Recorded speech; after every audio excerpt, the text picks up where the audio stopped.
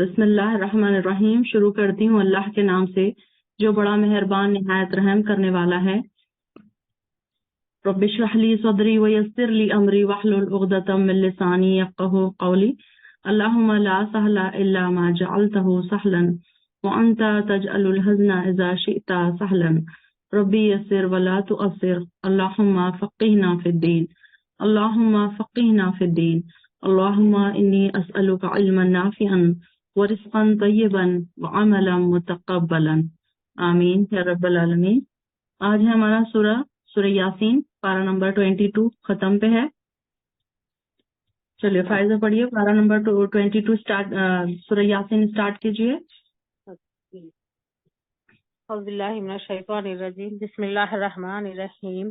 यासीन, कसम है कुरान बाहिकमत की कि बेशक आप पैगंबरों में से हैं, सीधे रास्ते पर है। ये कुरान अल्लाह जबरदस्त मेहरबान की तरफ से नाजिल किया गया है ताकि आप ऐसे लोगों को डराए जिनके बाप दादा नहीं डराए गए थे, तो इसी वजह से ये गाफिल थे। इनमें से अक्सर लोगों पर बात साबित हो चुकी है, तो ये लोग ईमान ना लाएंगे। हमने इनकी गर्दनों में तोक डाल दिए हैं, फिर वो थोड़ियों तक है जिससे इनके सर ऊपर को उलट गए हैं। और हमने एक आड़ इनके सामने कर दी और एक आड़ इनके पीछे कर दी, जिससे हमने इनको ढाक दिया तो वो नहीं देख सकते।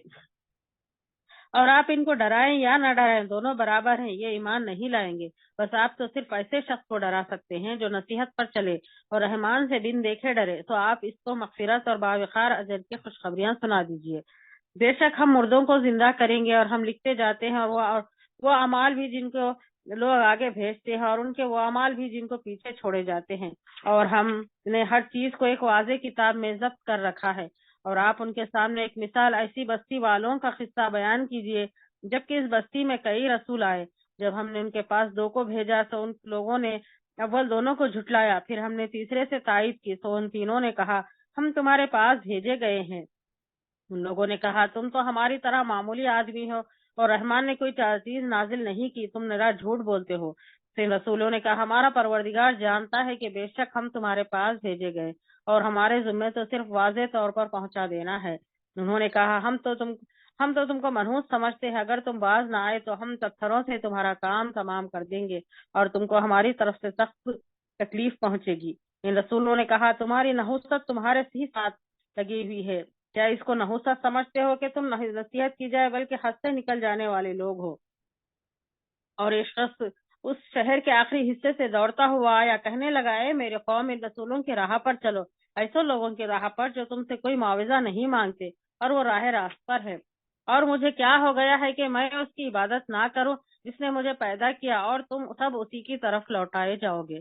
क्या मैं उसे छोड़कर ऐसे को माबूद बनाऊं कि अगर रहमान मुझे कोई नुकसान पहुंचाना चाहे तो उनकी सिफारिश मुझे कुछ भी नफा ना पहुंचा सके और ना वो मुझे बचा सके। फिर तो मैं यकीनन खुली गुमराही में हूँ। मेरी सुनो, मैं तो सच्चे दिल से तुम सबके रब पर ईमान ला चुका। उससे कहा गया कि जन्नत में चला जा। कहने लगा काश मेरी कौम को भी इल्म हो जाता कि मुझे मेरे रब ने बख्श दिया और मुझे बाइज्जत लोगों में से कर दिया। उसके बाद हमने उसकी कौम पर आसमान से कोई लश्कर ना उतारा और न इस तरह हम उतारा करते हैं। वो तो सिर्फ एक जोर की चीख थी कि एकाएक को सब के सब बुझा गए। ऐसा बंदों पर अफसोस, कभी भी कोई रसूल उनके पास नहीं आया जिसकी हंसी उन्हें ना डराई हो। क्या उन्होंने नहीं देखा कि इससे पहले बहुत सी कौमों को हमने गारत कर दिया कि वो उनकी तरफ लौट कर नहीं आएंगे, और नहीं है कोई जमात मगर ये कि वो जमा होकर हमारे सामने हाजिर की जाएगी। वो उनके लिए एक निशानी खुश्क जमीन है जिसको हमने जिंदा कर दिया और इससे गल्ला निकाला जिससे वो खाते हैं, और हमने उसमें खजूरों के और अंगूरों के बागात पैदा कर दिए और जिनमें हमने चश्मे भी जारी कर दिए ताकि लोग उसके फल खाएं, और उसका उनके हाथों ने नहीं बनाया, फिर क्यों शुक्रगुजारी नहीं करते। वो पाक जात है जिसने हर चीज के जोड़े पैदा किए, खा वो जमीन की उगाई हुई हो चीजें हों, खा खुद उनके नफूस हो, वो चीजें हों जिन्हें वो जानते भी नहीं। और इनके लिए एक निशानी रात है जिससे हम दिन को खींच लेते हैं तो एकाएक अंधेरे में रह जाते हैं, और सूरज के लिए जो मुकर्रर राह है वो इसी पर चलता रहता है। यह है अंदाजा ठहराया हुआ गालिब बा इल्म अल्लाह का। और चांद की हमने मंजिलें मुकर्रर कर रखी है, यहाँ तक के वो लौट कर खजूर की पुरानी टहनी की तरह हो जाता है। ना आफ्ताब की ये मजाल है कि चांद के पकड़े, और न रात दिन पर आगे बढ़ जाने वाली है, और सबके सब आसमान में तीरते फिरते हैं। اور ان کے لیے ایک نشانی یہ بھی ہے کہ ہم نے ان کی نسل کو بھری ہوئی کشتی میں سوار کیا، وہ ان کے لیے اس جیسی اور چیزیں پیدا کی جن پر وہ سوار ہوتے ہیں، اور اگر ہم چاہتے تو انہیں ڈبو دیتے، پھر نہ تو کوئی ان کا فریاد رس ہوتا نہ وہ بچائے جاتے، لیکن ہم اپنی طرف سے رحمت کرتے ہیں اور ایک مدت تک کے لیے انہیں فائدہ دے رہے ہیں۔ اور ان سے جب کہا جاتا ہے کہ اگلے پچھلے گناہوں سے بچو تاکہ تم پر رحم کیا جائے، اور ان کے پاس تو ان کے رب کی نشانی میں سے کوئی نشانی ایسی نہیں آتی جس سے وہ بے رخی نہ برتتے ہوں۔ اور ان سے جب کہا جاتا ہے کہ اللہ کے دیے ہوئے میں سے کچھ دو، تو وہ کفار ایمان والوں کو جواب دیتے ہیں ہم انہیں کیوں کھلائے جنہیں اگر اللہ چاہتا تو خود کھلا پلا دیتا، تو تم تو ہو ہی کھلی گمراہی میں۔ وہ کہتے ہیں یہ وعدہ کب ہوگا، سچا ہو تو بتلاؤ، انہیں صرف ایک چیخ کا انتظار ہے جو انہیں پکڑے گا اور پکڑے گی، اور یہ باہم لڑائی جھگڑے ہی میں ہوں گے۔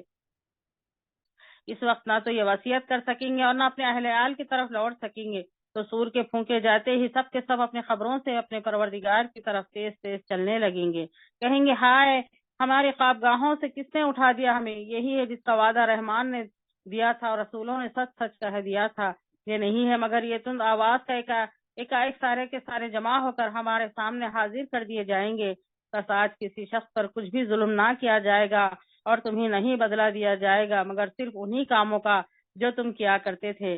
جنتی لوگ آج کے دن اپنے دلچسپ مشغلوں میں بشاش ہیں، وہاں اور ان کی بیویاں سایوں میں مسیریوں پر تکیہ لگائے بیٹھے ہوں گے، ان کے لیے جنت میں ہر قسم کے میوے ہوں گے اور بھی جو کچھ وہ طلب کریں گے۔ مہربان پروردگار کی طرف سے انہیں سلام کہا جائے گا، اے گنہگارو آج تم جالگ ہو جاؤ۔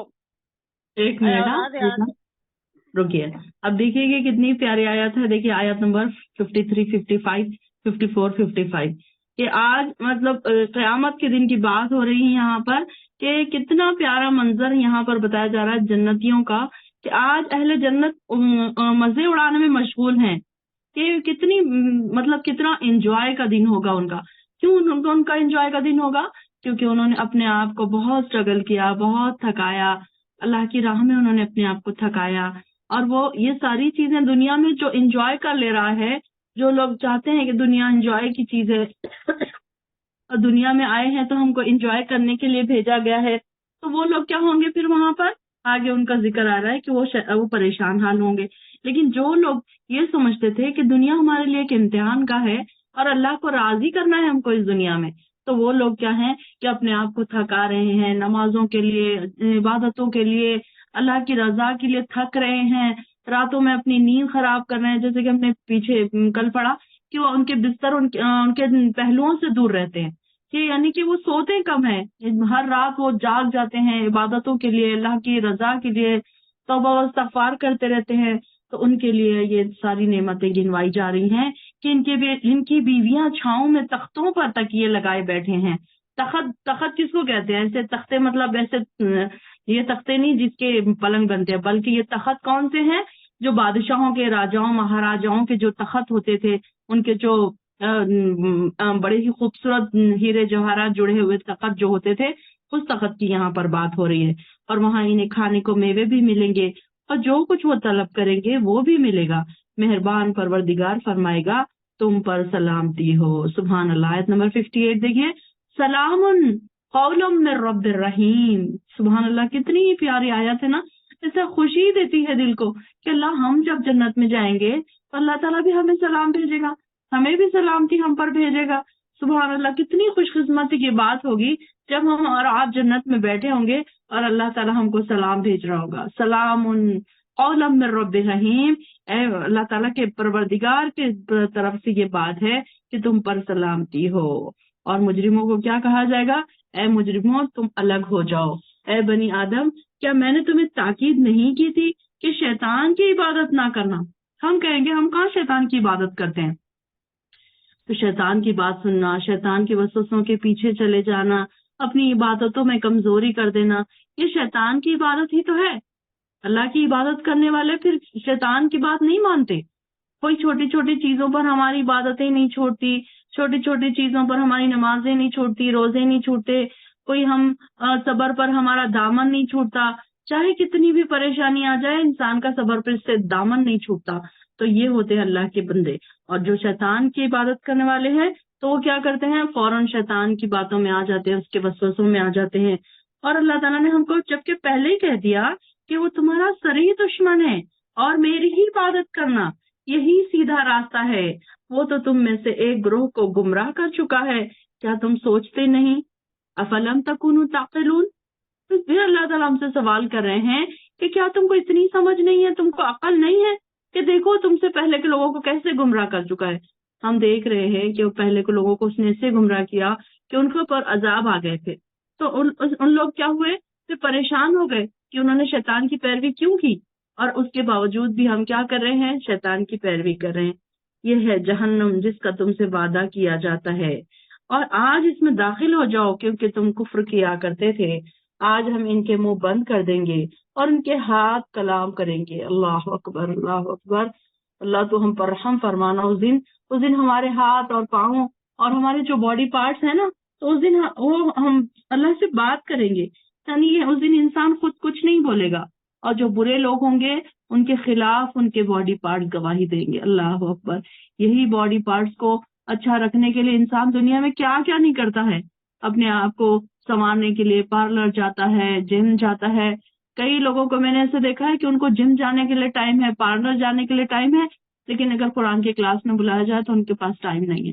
تو یہ کیا ہے، یہ اپنے باڈی کے لیے اتنا پوزیسو ہے، یہ لوگ اتنا پریشان ہیں، اور جا کر دیکھیں گے کہ وہی باڈی پارٹس ان کے خلاف گواہی دیں گے۔ اللہ اکبر، کتنی بری بات ہوگی اس وقت کہ کیسا ہوگا ان کا حال، کہ اللہ تعالیٰ ان پر کیا اللہ تعالیٰ کا عذاب ہوگا۔ اللہ تعالیٰ ان پر، ہم سب پر رحم فرمائے، ہم سب کو دور رکھے یہ ساری چیزوں سے، کہ اللہ تعالیٰ ہمارے باڈی پارٹس بھی ہمارے ساتھ، ہمارے لیے، ہماری بہتری کے لیے، ہماری نیکی کی گواہی دینے والے ہوں۔ اور اگر ہم چاہیں تو ان کی آنکھیں مٹا دیں، پھر وہ راہ کی طرف آگے بڑھیں تو کیسے دیکھ سکیں گے؟ یعنی کہ اللہ تعالیٰ کہہ رہے ہیں کہ اگر وہ چاہتے ہی نہیں ہے دیکھنا، سیدھے راہ پر جانا ہی نہیں چاہتے، تو پھر اللہ تعالیٰ کیا کریں گے؟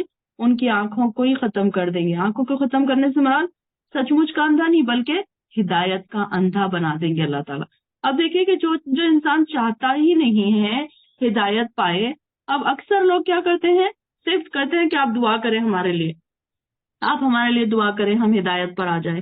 ہدایت کے راستے تو کھلے ہیں، چاروں طرف سے ہمارے لیے ہدایت کے راستے ہیں، بس ضرورت ہے کہ ہم ایک چھوٹا سا قدم تو آگے بڑھائیں۔ وہ قدم بھی ہم بڑھانے کے لیے تیار نہیں ہیں۔ ہم چاہتے ہیں کہ بیٹھے بیٹھے ہم کو ساری چیزیں مل جائے، ہدایت بھی مل جائے اور نیکی بھی مل جائے اور جنت بھی مل جائے، اور یہ ساری چیزیں تو ایسے تو نہیں ہوں گی نا، محنت تو ہم کو کرنی پڑے گی۔ اللہ تعالیٰ کو ہمیں بتانا پڑے گا کہ اللہ تعالیٰ میں تیری طرف آ رہی ہوں، دوڑ دوڑ کر آ رہی ہوں، محنتوں سے آ رہی ہوں، مشکلوں سے آ رہی ہوں، تکلیفوں سے آ رہی ہوں۔ دیکھیے کہ کیسی ہماری بہن ہے کہ وہ اتنا اسٹرگل کر رہی ہیں، ڈائلسس ان کا ویک میں 2-3 بار ڈائلسس ہو رہا ہے ان کا، ماشاء اللہ سے، پھر بھی ان کی جو دیکھیے کہ ان کا جو توکل ہے، جو ان کا صبر ہے، وہ کیسے وہ اپنے کام کرتی ہیں، اور برابر کوئی کلاس آج تک انہوں نے مس نہیں کی۔ میں نے نہیں دیکھا ان کو کبھی کوئی کلاس میں ایبسینٹ۔ تو یہ ہے اللہ کے بندے، اللہ تعالیٰ پسند کرتا ہوگا ایسے بندوں کو۔ ہم کیا ہی محنتیں کر رہے ہیں، ہم تو بڑے بیٹھے ہیں آرام سے اور سوچ رہے ہیں کہ ہم اللہ کے خاص بندے بن جائیں۔ تو یہاں پر اللہ تعالیٰ کہہ رہا ہے کہ جو محنتیں کرتے تھے، پھر ان کے لیے ہم نے بہت بڑا اجر تیار کر رکھا ہے، اور جو پھر محنتوں سے دور بھاگتے ہیں، اگر ہم چاہیں تو ان کی جگہ پر ہی انہیں دھسا دے، یعنی کہ مسخ کر دے، یعنی کہ ان کے چہروں کو چورا چورا کر دے، پھر نہ یہ آگے چل سکیں گے اور نہ ہی پیچھے لوٹ سکیں گے۔ اور جس شخص کو ہم زیادہ عمر دیتے ہیں، اسے خلقت میں ہی الٹ دیتے ہیں۔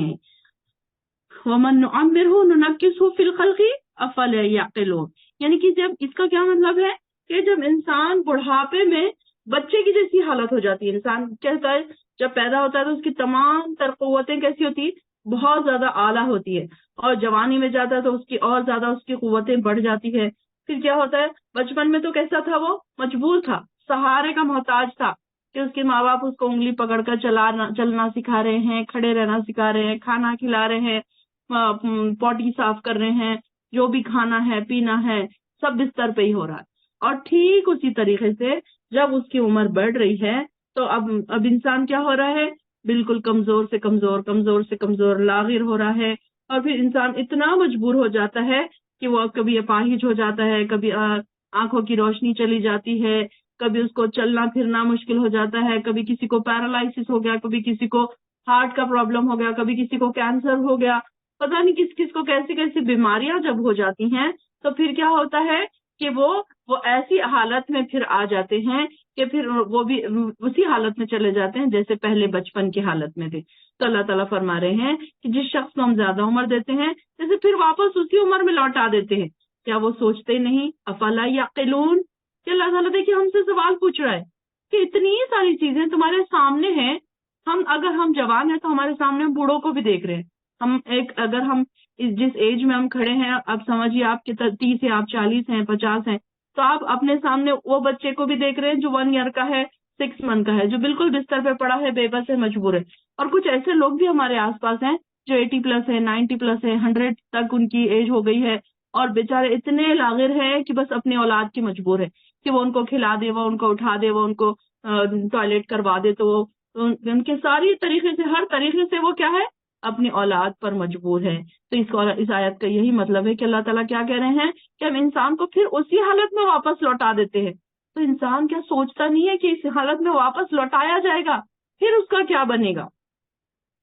ہم نے اس نبی کو شعر کہنا نہیں سکھایا، یہ اس کے لیے مناسب بھی نہ تھا. یہ تو ایک نصیحت اور واضح پڑھی جانے والی کتاب ہے تاکہ جو زندہ ہے اور اسے ڈرائے اور انکار کرنے والوں پر حجت قائم ہو جائے. کیا وہ دیکھتے نہیں جو چیزیں ہم نے اپنے ہاتھوں سے بنائی ہیں، ان میں سے ان کے لیے چوپائے بھی پیدا کیے تو ہم نے کیے، اب یہ ان کے مالک ہیں. مطلب یہ کہ دیکھیے اینیملس اللہ تعالیٰ نے بنائے اور ہم ان کے مالک ہیں. حالانکہ ہم نے ان کو پیدا نہیں کیا لیکن پھر بھی ہم ان کے مالک ہیں. کہ اللہ تعالیٰ نے ہمارے لیے ان کی ملکیت دے دی اور ہم نے ان مویشیوں کو ان کا مطیع بنا دیا. یعنی کہ وہ جو اینیملس جو ان کے پیٹ ہیں تو وہ ان کی فرما بردار ہیں، وہ جیسے بولے ویسے ان کے کام کرتے ہیں. کہ ان میں کہ تو کسی پر تم سوار ہوتے ہو اور کسی کا گوشت کھاتے ہو اور ان سے کئی اور بھی فائدے اور مشروب حاصل کرتے ہو، کیا پھر بھی یہ شکر ادا نہیں کرتے؟ یعنی کہ دیکھیں کتنی چیزیں اللہ تعالیٰ بتا رہے ہیں، پھر پوچھ رہے ہیں افلا یعقلون افلا یشکرون.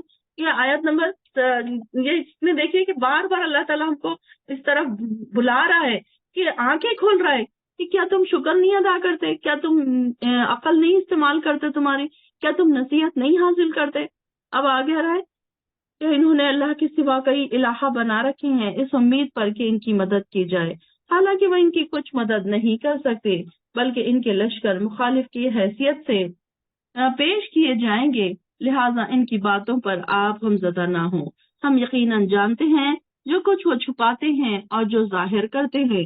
کہ انسان دیکھتا نہیں کہ ہم نے اسے نطفے سے پیدا کیا ہے، پھر وہ حقائق سے منہ موڑ لیتا ہے اور سری جھگڑالو بن جاتا ہے. یعنی کہ انسان دیکھیے، انسان کی صفت بتائی جا رہی ہے کہ انسان میں ایک قسم کی اکڑ ہوتی ہے. کچھ لوگ نا بہت پراؤڈ ہی ہوتے ہیں، اکڑ ہوتی ہے ان کے اندر کہ چھوٹی چھوٹی چیزوں پہ بحث کرنے لگتے ہیں، لڑائی جھگڑے کرنے لگتے ہیں. مطلب یہ کہ اپنے آپ کو ایک بڑی چیز سمجھتے ہیں.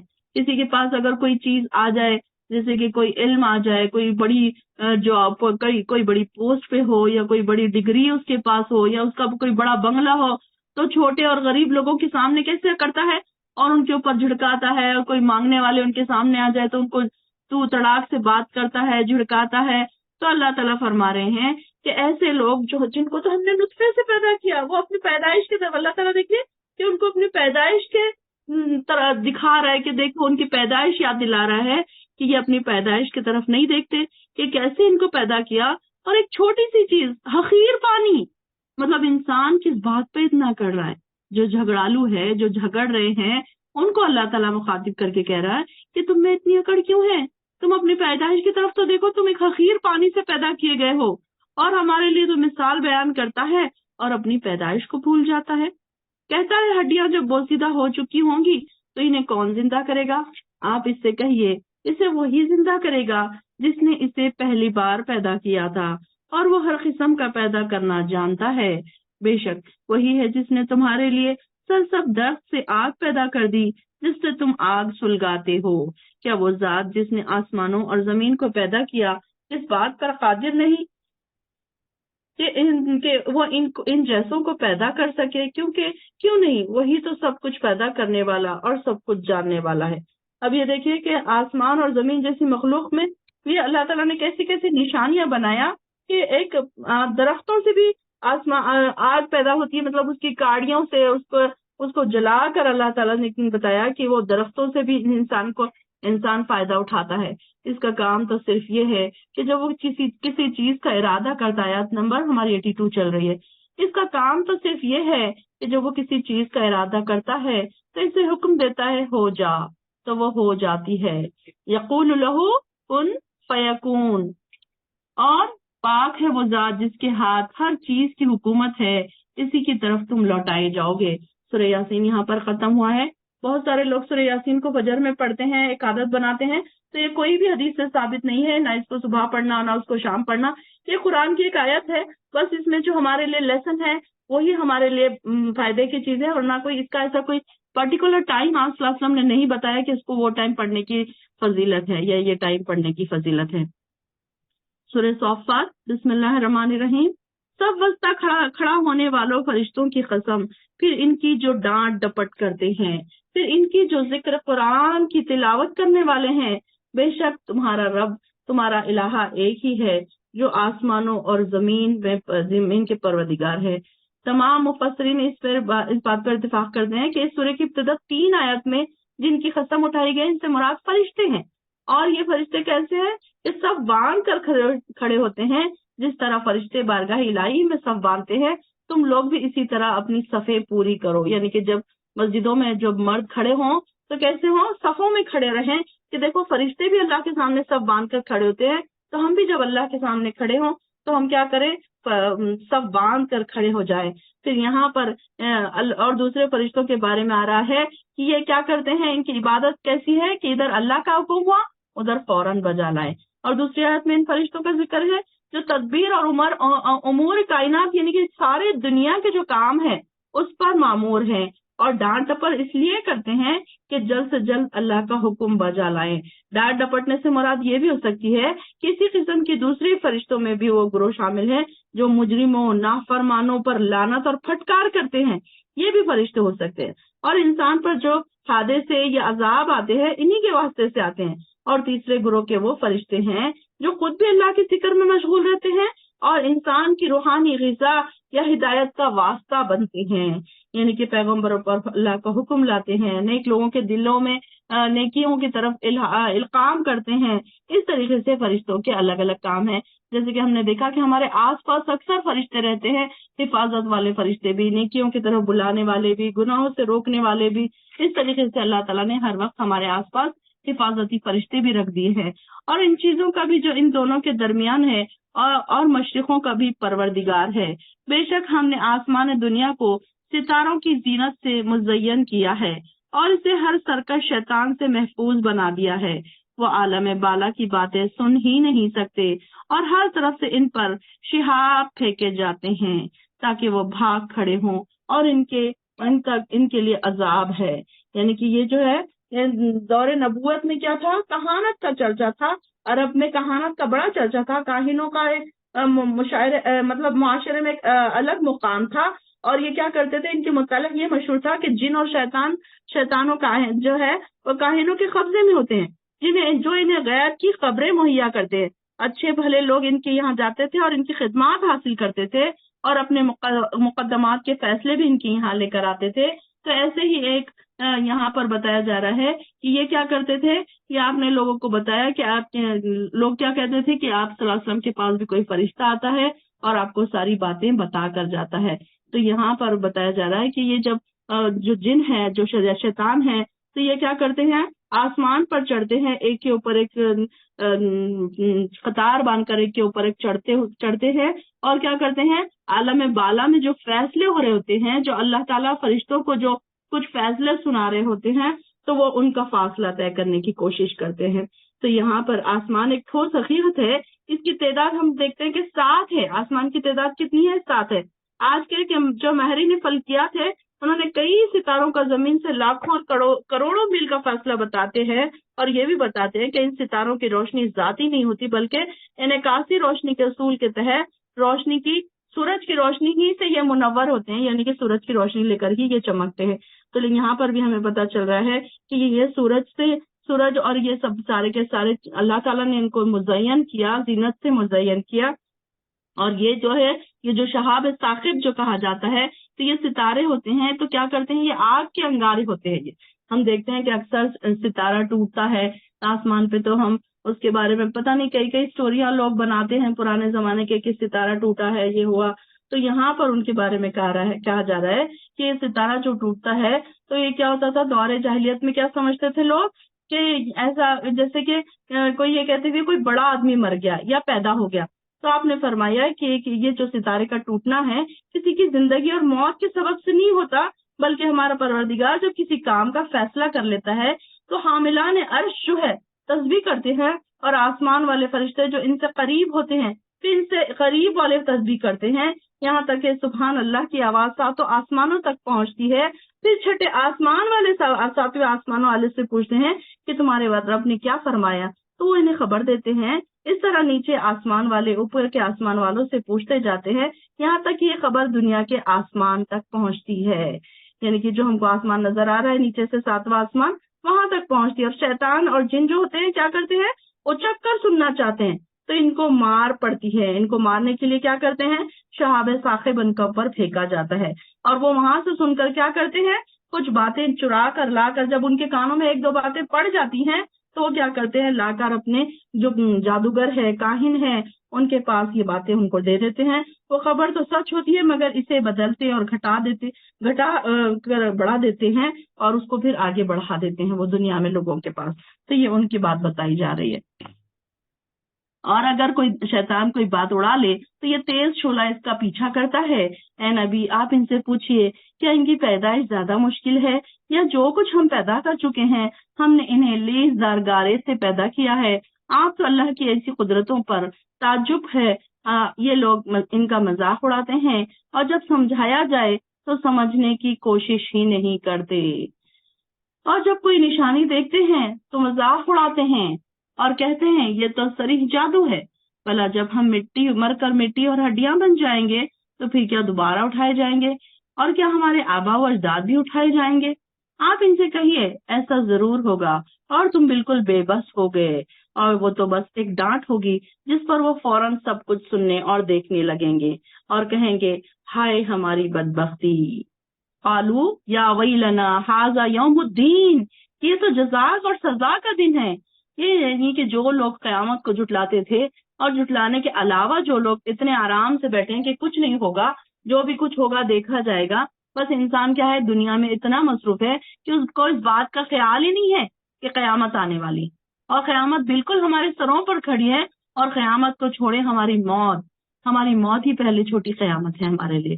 تو ہماری موت بھی ہمارے سروں پر ہر وقت کھڑی ہے. ہمیں نہیں پتا ہم اپنے آس پاس دیکھتے ہیں کہ کئی لوگ بنا کسی ریزن کے ہارٹ اٹیک سے مر رہے ہیں.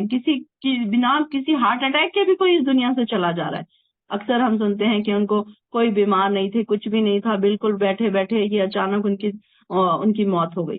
تو انسان یہ کیوں نہیں سوچتا کہ ہر وقت اس کی موت اس کے پیچھے کھڑی ہے. ہر وقت اس کو اپنے آپ کو تیار رکھنا ہے اپنا بیگ پریپئر کر کے رکھنا ہے اپنے آپ کو تیار رکھنا ہے. اب دیکھیے کہ جب آپ کو کہیں جانا ہوتا ہے آپ کا ٹکٹ ہے آپ کے ہاتھ میں آپ کا ویزا آ گیا ہے تو آپ کیا کرتے ہیں اپنا بیگ ریڈی کر کے رکھتے ہیں. آپ یہ نہیں سوچتے کہ نہیں ابھی چھوڑو ابھی بعد میں کروں گا. ہاں لیکن کون سا انسان ریڈی نہیں کرتا جس کو یہ جانے کے شک ہو کہ پتہ نہیں میں جاؤں گا یا نہیں جاؤں گا ابھی ویزا آیا نہیں ہے ابھی پتہ نہیں. تو پھر وہ انسان کیا کرتا ہے اپنا بیگ پیک نہیں کرتا. لیکن ہم کو ہر وقت تیار رہنا چاہیے. جو انسان ہم کو تو کوئی شک نہیں ہے نا اس بات میں کہ ہم اللہ کے پاس جانے والے ہیں اور ہم کو اس بات میں بھی شک نہیں ہے کہ موت کبھی بھی آ سکتی ہے. تو اس کے لیے ہم کو بھی اپنا بیگ ہمیشہ پیک کر کے رکھنا چاہیے.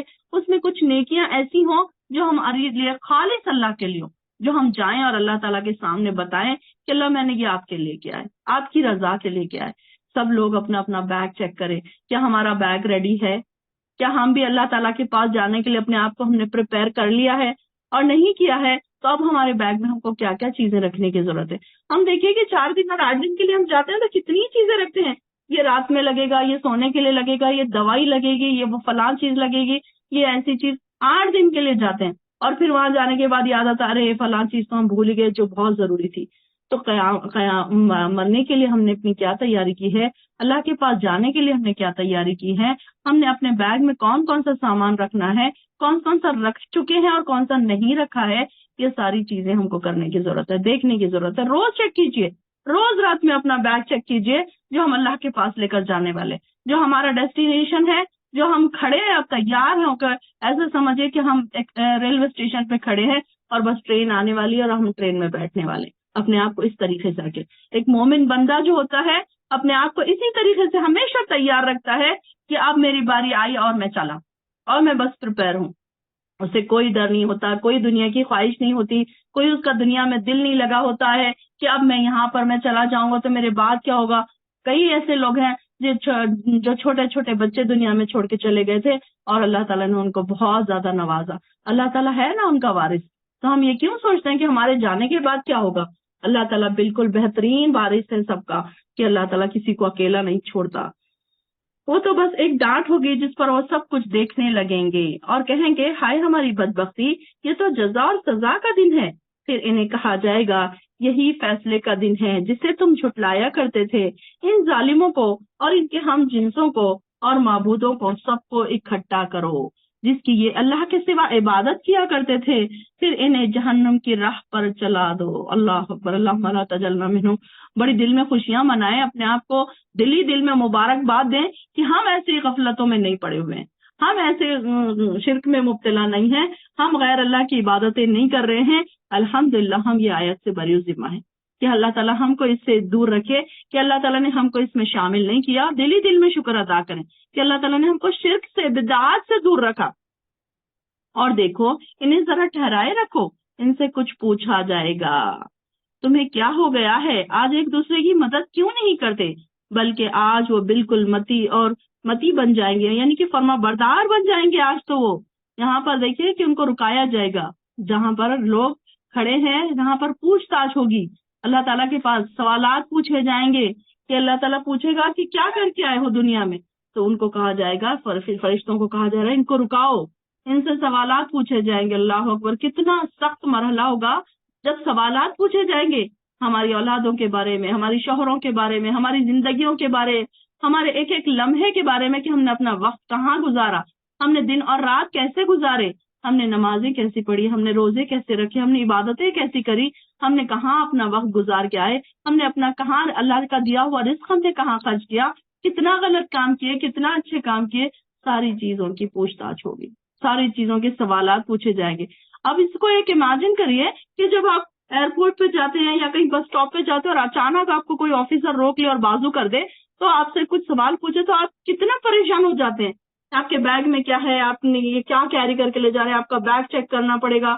جو لوگ سعودی ٹریول کرتے رہتے ہیں اکثر، تو ان کے ساتھ یہ برابر پیش آتا ہے کہیں نہ کہیں، تو وہ یہ دیکھے کہ کتنا گھبرا جاتا ہے انسان کہ مجھے کیوں الگ کر دیا گیا، مجھ سے کیوں سوال پوچھے جا رہے ہیں، حالانکہ میرے پاس تو کچھ نہیں ہو سکتا کہ ایسی میں چھوٹی موٹی کچھ ایسی کھانے پینے کی کوئی چیزیں انسان کیری کر لیتا ہے جو الاؤڈ نہیں ہوتی ہے، تو اس کی وجہ سے کیا کیا جاتا ہے، پھر ایئرپورٹ پہ ان کو بازو کھڑا کر دیا جاتا ہے۔ تو قیامت کے دن ایسے گناہ گار لوگوں کو بازو کھڑا کر دیا جائے گا اور کہا جائے گا کہ روکو ان کو، ان سے بھی سوال پوچھنا باقی ہے۔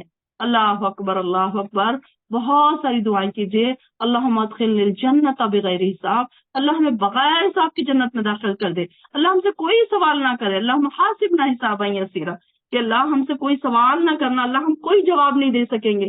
کیا ہی پریشانی کا عالم ہوگا اس دن جن سے سوالات پوچھے جائیں گے۔ اللہ اکبر، اللہ اکبر، اللہم لا تجعلنا منہم، اللہ تو ہمیں ان لوگوں میں سے نہ بنا۔ اور ایک دوسرے کی طرف متوجہ ہو کر ایک دوسرے سے سوال کریں گے۔ کمزور لوگ بڑوں سے کہیں گے تم تو ہمارے پاس دائیں اور بائیں سے آتے تھے، بڑے لوگ کہیں گے بات یوں نہیں بلکہ تم خود ہی ایمان لانے والے نہیں تھے۔ اب یہاں پر بائیں اور دائیں ہاتھ والے سے کیا مراد ہے؟ اصحاب الیمین کے، یعنی کہ دائیں اور بائیں ہاتھ والے، یعنی کہ اصحاب خیر، برکت والے، یعنی کہ نیکیوں کی طرف بلانے والے۔ اور یہ لوگ کیا ہوں گے کہ اکثر کچھ لوگ ایسی کچھ ریزنز کی وجہ سے یہ لوگ بھی کیا ہوں گے کہ گناہوں میں پڑ گئے ہوں گے۔ تو اللہ تعالیٰ کہے گا کہ اس آیت میں دائیں اور بائیں ہاتھ والے سے معنی کے لحاظ سے درست ہے، مطلب کمزور یا پیری کرنے والے بڑے لوگ اپنے بڑے بزرگوں سے کہیں گے، پیری مریدی جو ہوتی ہے آج کل کے زمانوں میں، تو وہ لوگ یہاں پر بڑے اور چھوٹوں سے کیا مراد ہے؟ پیری اور مریدی، اور تم لوگوں نے ہم پر کچھ ایسا دباؤ ڈال رکھا تھا کہ ہم تمہاری باتیں سننے پر مجبور ہو گئے تھے۔ تم لوگوں نے یہ پروپیگنڈا کر رکھا تھا کہ جو راہ ہم نے اختیار کر رکھی ہے وہی خیر و برکت کا راستہ ہے۔ مطلب کیا ہوتا ہے کہ جو بڑے ہوتے ہیں نا تو وہ اپنے چھوٹوں کو غلط راستے دکھا دیتے ہیں کبھی کبھی۔ اب جو دیکھیے کہ جو شرک میں مبتلا لوگ ہیں، ان کے پیر ہیں، ان کے جو بزرگ ہیں، ان کے جو بڑے ہیں، انہوں نے ان کو اسی راستوں پر ڈال کے رکھا ہے نا کہ تم فلاں جگہ جاؤ، فلاں درگاہ پہ جاؤ، فلاں پہ یہ چادر چڑھاؤ، وہاں فلاں پہ جانور ذبح کرو۔ تو یہ ان کے بڑے تھے جو انہوں نے ان کو وہاں پر لگا دیا۔ تو اب یہ کہیں گے کہ تم تو ہمارے بڑے تھے، تم تو بڑے نیک تھے، ہم تو تم کو بڑے نیک سمجھتے تھے دنیا میں، اور یہ کیا ہوا کہ ہمارا تو اب تو کچھ اور، اب تم پر کچھ زور نہیں۔ اب وہ کیا کہیں گے بڑے کہ ہمارا تو اب تم پر کچھ زور نہیں، تم خود ہی سرکش تھے۔ ہمارے پروردگار کا قول آج ہم پر صادق آ گیا کہ ہم عذاب کا مزہ چکھنے والے ہیں۔ ہم نے تمہیں گمراہ کیا کیونکہ ہم خود بھی گمراہ تھے۔ آج کے دن وہ سب لوگ، کمزور بڑے لوگ، عذاب میں برابر کے شریک ہوں گے۔ واقعی ہم مجرموں سے ایسا ہی سلوک کرتے ہیں۔ انہیں جب یہ کہا جائے گا کہ اللہ کے سوا کوئی الہ نہیں تو اکڑ بیٹھتے تھے اور کہتے تھے کہ ہم ایک دیوانے شاعر کی خاطر اپنے معبودوں کو چھوڑ دیں، حالانکہ وہ رسول حق لے کر آیا اور اس نے رسولوں کی تصدیق بھی کی تھی۔ پھر انہیں کہا جائے گا آج تمہیں یقیناً دردناک عذاب چکھنا پڑے گا اور تمہیں ایسا ہی بدلہ دیا جائے گا جیسے تم کام کرتے رہے، مگر اللہ کے مخلص بندے اس انجام سے محفوظ رہیں گے۔ ان کے لیے ایسا رزق ہوگا جو انہیں معلوم ہے، یعنی لذیذ میوے، اور وہاں معزز ہوں گے نعمتوں والے باغات میں، ایک دوسرے کے سامنے تختوں پر بیٹھے ہوں گے۔ اس لیے شراب خالص کے جام کا دور چلے گا ان کے لیے، اور جو نہایت شفاف اور پینے والوں کے لیے لذیذ ہوگا۔ جیسے کہ میں نے آپ کو اس سے پہلے بھی بتایا، شراب کے میننگ کہ دنیا میں جو شراب پی جاتی ہے جو بہکا دیتی ہے انسان کو، وہ شراب نہیں ہے، بلکہ شراب سے میننگ کوئی بھی شربت ہے۔ تو یہاں پر جنتوں کا جو شربت ہوگا وہ جوس ہو سکتا ہے، فروٹ جوس ہو سکتا ہے، شہد کے شربت ہو سکتے ہیں، دودھ کے شربت ہو سکتے ہیں۔ تو پینے کی کوئی بھی چیز ہو تو اس کو شراب کہا جاتا ہے، اور یہاں پر اس کا دور چلے گا جو نہایت شفاف اور پینے والوں کے لیے لذیذ ہوگا، اللہم اجعلنا، جس سے نہ انہیں سردرد ہوگا اور نہ وہ بدمست ہوں گے۔ اب جو دنیا کی شراب ہے وہ انسان پیتا ہے تو اس سے سردرد ہو کے وہ مست ہو جاتا ہے، نشے کی حالت میں آ جاتا ہے، اور یہاں پر جو شراب ہوگی یہ ساری چیزیں ایسی نہیں ہوگی۔ ان کے پاس نیچی نگاہیں والی عورتیں اور موٹی موٹی آنکھوں والی عورتیں ہوں گی۔ موٹی آنکھیں سے کیا مراد ہے؟ خوبصورت سی آنکھیں، یعنی کہ بڑی بڑی آنکھوں والی عورتیں جو ہیں یہ خوبصورت سمجھی جاتی ہیں۔ ایسے نازک جیسے انڈے کے چھلکے کے نیچے چھپی ہوئی جھلی، یہ لوگ بھی ایک دوسرے کی طرف متوجہ ہو کر سوال کریں گے، یعنی کہ کیسی ان کی رنگت کیسی گوری ہے۔ گوری سے مراد بالکل ایسی گوری جیسے کہ یہاں پر انڈوں کے جو اندر جو جھلی ہوتی ہے اس سے تشبیہ دی جا رہی ہے کہ اتنی سفید ہوں گی ان کی جھلی ایک دم ٹرانسپیرنٹ کی جیسی۔ یہ لوگ بھی اور یہ ایک دوسرے سے سوال کریں گے۔ ان میں سے ایک کہے گا دنیا میں میرا ایک ہم نشین تھا جو مجھے کہا کرتا تھا کیا تم بھی تصدیق کرنے والوں میں شامل ہو گئے؟ بھلا جب ہم مر کر مٹی اور ہڈیاں بن جائیں گے تو کیا ہمیں سزا و جزا بھگتنا پڑے گا؟ پھر کہے گا کیا تم اس کا حال معلوم کرنا چاہتے ہو؟ اب دیکھیے کہ یہاں پر کوئی شخص اپنے دوست کے بارے میں پوچھ رہا ہے کہ اس کا وہ خود تو نیکی پر قائم تھا، لیکن اس کا جو دوست تھا وہ نیکی پر قائم نہیں تھا، بلکہ وہ اس کو کیا کہا کرتا تھا ہر وقت کہ تم بھی اسی پر شامل ہو گئے، تم بھی اسی میں شامل ہو گئے، انہیں تصدیق کرنے والوں میں جو اس نبی کی تصدیق کر رہا ہے۔ تو وہ کہیں گے کہ وہ شخص کہاں ہے؟ ایک مطلب نیک انسان پوچھے گا وہاں پر فرشتوں سے یا کسی سے کہ وہ کہاں ہے وہ شخص جس کے بارے میں وہ میرے ساتھ ہی تھا، میرے ساتھ ہی تھا، اور اکثر وہ اس بات کو جھٹلایا کرتا تھا اور مجھے بھی کہتا تھا کہ تم بھی شامل ہو گئے اس میں۔ پھر ان کو کہا جائے گا قال هل انتم مطلعون، ان سے کہا جائے گا کیا تم دیکھنا چاہتے ہو، جھانکنا چاہتے ہو، جھانک کر دیکھنا چاہتے ہو؟ فَاطَّلَعَ فَرَآهُ فِي سَوَاءِ الْجَحِيمِ، آیت نمبر 55 چل رہی ہے ہماری۔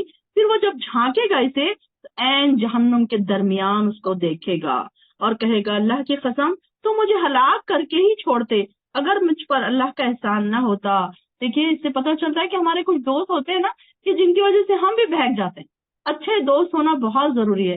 اس کے لیے اپنے بھی دوست اچھے رکھا کریں، اور اپنے بچوں کے لیے بھی یہ دعا کریں کہ اللہ ان کو اچھے دوست عطا کر. اللہم انی اسألک جلیسا صادقا، کہ اللہ ہمیں اچھا اور سچا دوست عطا کر. اگر ہمارے ساتھ سچے دوست ہوں گے. اب یہاں پر دیکھیے کلاس کے، اب ایک ایگزامپل لے لیجئے کہ یہ کلاس میں جڑنے والے لوگوں نے، کئی لوگوں نے اپنے دوستوں کو یہاں پر اکٹھا کیا ہے. کہ اچھے دوست جو ہوتے ہیں پھر یہاں پر کئی لوگوں کے لیے وہ دعائیں بھی کروا دیتے ہیں، جو یہاں پر پریزنٹ نہیں ہوتے ہیں ان کے لیے بھی دعائیں ہو جاتی ہیں. ایسے ریلیٹیو، ایسے دوست جو یہاں پر ہے نہیں شامل، لیکن ان کے لیے یہاں دعا ہو رہی کہ نیک لوگوں سے دوستی کرنے کا، نیک لوگوں سے رشتہ داری رکھنے کا ہمارا فائدہ کیا ہو رہا ہے کہ ہم ایسی محفل میں نہیں ہیں لیکن پھر بھی ہم فائدہ اٹھا رہے ہیں. تو وہ انسان کہے گا کہ تو مجھے بالکل ہلاک کر کے ہی چھوڑتا، اگر مجھ پر اللہ کا احسان نہ ہوتا میں بھی مجرموں کی طرح حاضر کیے گئے لوگوں میں شامل ہوتا. اور وہ پھر خوشی سے اپنے دل میں کہے گا کہ اب تو ہمیں موت نہیں آئے گی، اور پھر ہمیں پہلی بار ہی مرنا تھا جو مر چکے، اور اب ہمیں عذاب بھی نہیں ہوگا. سبحان اللہ. دیکھیں اگر اچھے دوست ہوں گے تو ہماری بھی آخرت اچھی ہوگی، اور اگر دوست خراب ہوں گے تو انسان کو کیا ہوتا ہے، بہکا کر چھوڑتے ہیں. کیا کرتا ہے انسان، اگر 9 باتیں نہ بھی سنے تو 10ویں بات اس کی سن لیتا ہے، پھر اس طریقے سے مائل ہو جاتا ہے اپنے دوستوں کے ساتھ. اب آپ دیکھیے کہ اگر آپ کے کوئی دوست دنیا دار ہیں تو آپ ان کی محفل میں بیٹھیں گے تو صرف دنیا کی باتیں ہوں گی وہاں پر. لیکن اگر آپ کے کوئی دوست دیندار ہیں، آپ جب بھی ان کے ساتھ بیٹھیں گے یا کال پہ بات کریں گے، آپ جب کال رکھیں گے تو آپ کوئی نہ کوئی ایک بات سے ان کے امپریسڈ ہو چکے ہوں گے، اور وہ کہیں نہ کہیں آپ کو دین کی طرف بلاتے ہوں گے، کوئی نہ کوئی دین کی بات آپ کو بتاتے ہوں گے. تو ایسے لوگوں سے آپ اپنے دوستی برابر قائم رکھیں، ایسے لوگوں کو نہ بھولیے، اور ان کے لیے اپنی دعاؤں میں بھی حصہ رکھیے، اور یہ بھی ہمیشہ ان کا احسان مند رہیے کہ آپ ہمارے اچھے دوست ہیں تو آپ نے ہم کو یہاں پر جڑایا. یہ بہت بڑی بات ہے کہ ہم کو نہیں پتا تھا کون کون کہاں سے کس کے تھرو آ کر اس محفل میں جمع ہو گئے، اور پھر اللہ تعالیٰ نے ان پر رحم فرما دیا. اللہ تعالیٰ اللہ ہم سب پر رحم فرمائے، اور اللہ تعالیٰ ہم سب کو اچھے اور نیک دوست، صالح دوست عطا کرے. کہ اگر آپ کے دوست صالح ہیں تو آپ ان کے اسٹیٹس دیکھیں گے تو آپ کو دعائیں نظر آئیں گی، آپ کی نیکی بڑھتی جائے گی. آپ ان کا پروفائل دیکھیں گے تو آپ کو دعا نظر آئے گی. آپ ان کی جب بھی کوئی میسج دیکھیں گے تو آپ کو فارورڈنگ میسیجز بھی کوئی دعاؤں کے ملیں گے، کوئی اچھی کوڈز ملیں گے، اس میں کوئی اچھی اقوال زرین ملیں گے. کہ یعنی کہ آپ ان کا، اگر آپ ان سے کانٹیکٹ میں رہیں گے تو آپ کو گناہ بالکل نہیں ہوگا. اسی کے برعکس کچھ لوگ ایسے ہوتے ہیں کہ اپنے اسٹیٹس پہ برتھ ڈیز کے فوٹوز لگا رہے ہیں، گانے لگا رہے ہیں، میوزکس لگا رہے ہیں، کوئی ہیرو کے، کوئی ہیروئنس کے، کوئی ڈراموں کے، کوئی سیریلز کے وہ لگا رہے ہیں، چھوٹے چھوٹے کلپس لگا رہے ہیں. تو اس سے آپ وہ دوسروں کو کیا دینا چاہتے ہیں؟ مجھے نہیں سمجھ آتا کہ لوگ اس سے دوسروں کو کیا دینا چاہ رہے ہیں. یعنی کہ خود بھی گناہ کما رہے ہیں اور دوسروں کو بھی گناہ دے رہے ہیں کہ لو یہ بھی دیکھو تم، اور تم نے اب تک تم نے نہیں دیکھا تھا تو اب تم بھی جا کر دیکھو. پھر کیا ہو رہا ہے، لوگوں میں اس میں اٹریکشن پیدا ہو رہا ہے. پھر لوگ بھی دوڑ کے وہ چیزیں دیکھنے کے لیے جا رہے ہیں کہ آخر ہے کیا یہ چیز جو انہوں نے لگائی ہے، بڑی انٹرسٹنگ لگ رہی ہے. تو اس طریقے سے ہم یہ دیکھیں کہ ہمارے اسٹیٹس کتنے فائدے مند ہیں. کئی ہماری بہنیں ایسی ہیں کہ اسٹیٹس پہ روز اس کی لنک بھی ڈالتی ہیں. تو یہ کتنی نیکی کی بات ہے کہ ان کی لنک ہی اگر کوئی پڑھ لے، بھلے ہی وہ جوائن نہ ہو لیکن وہ پڑھ لے، تو یہ ان کا تو کام ہو گیا کہ انہوں نے دین کی دعوت دے دی. اگر 100 لوگوں نے دیکھ لیا تو ان کو 100 لوگوں کی نیکی مل گئی. اب ہم 100 لوگوں کو کال کر کے تو نہیں بول سکتے کہ دیکھیے آج قرآن کی کلاس ہے آپ آئیے. ہم نے اسٹیٹس پہ ڈال دیا، سارے لوگوں نے دیکھ لیا. تو اس طریقے سے دین کی دعوت ہم نے دے دی، چھپے انداز میں دے دی، خاموش انداز میں دے دی، آسان انداز میں دے دی. آج کل سوشل میڈیا کی وجہ سے ہمارے لیے یہ بہت آسان ہے کہ ہم لوگوں کو دین کی دعوت خاموش انداز میں بھی دے سکتے ہیں. اس کے لیے کوئی مشکل نہیں ہے کہ آپ کو بولنا آنا چاہیے، آپ کو باتیں کرنا آنا چاہیے، آپ کو قرآن پڑھنا آنا چاہیے، آپ کو تفسیر پڑھانا آنا چاہیے، بلکہ آسان انداز میں آپ لوگوں کو دین کی طرف بلا سکتے ہیں.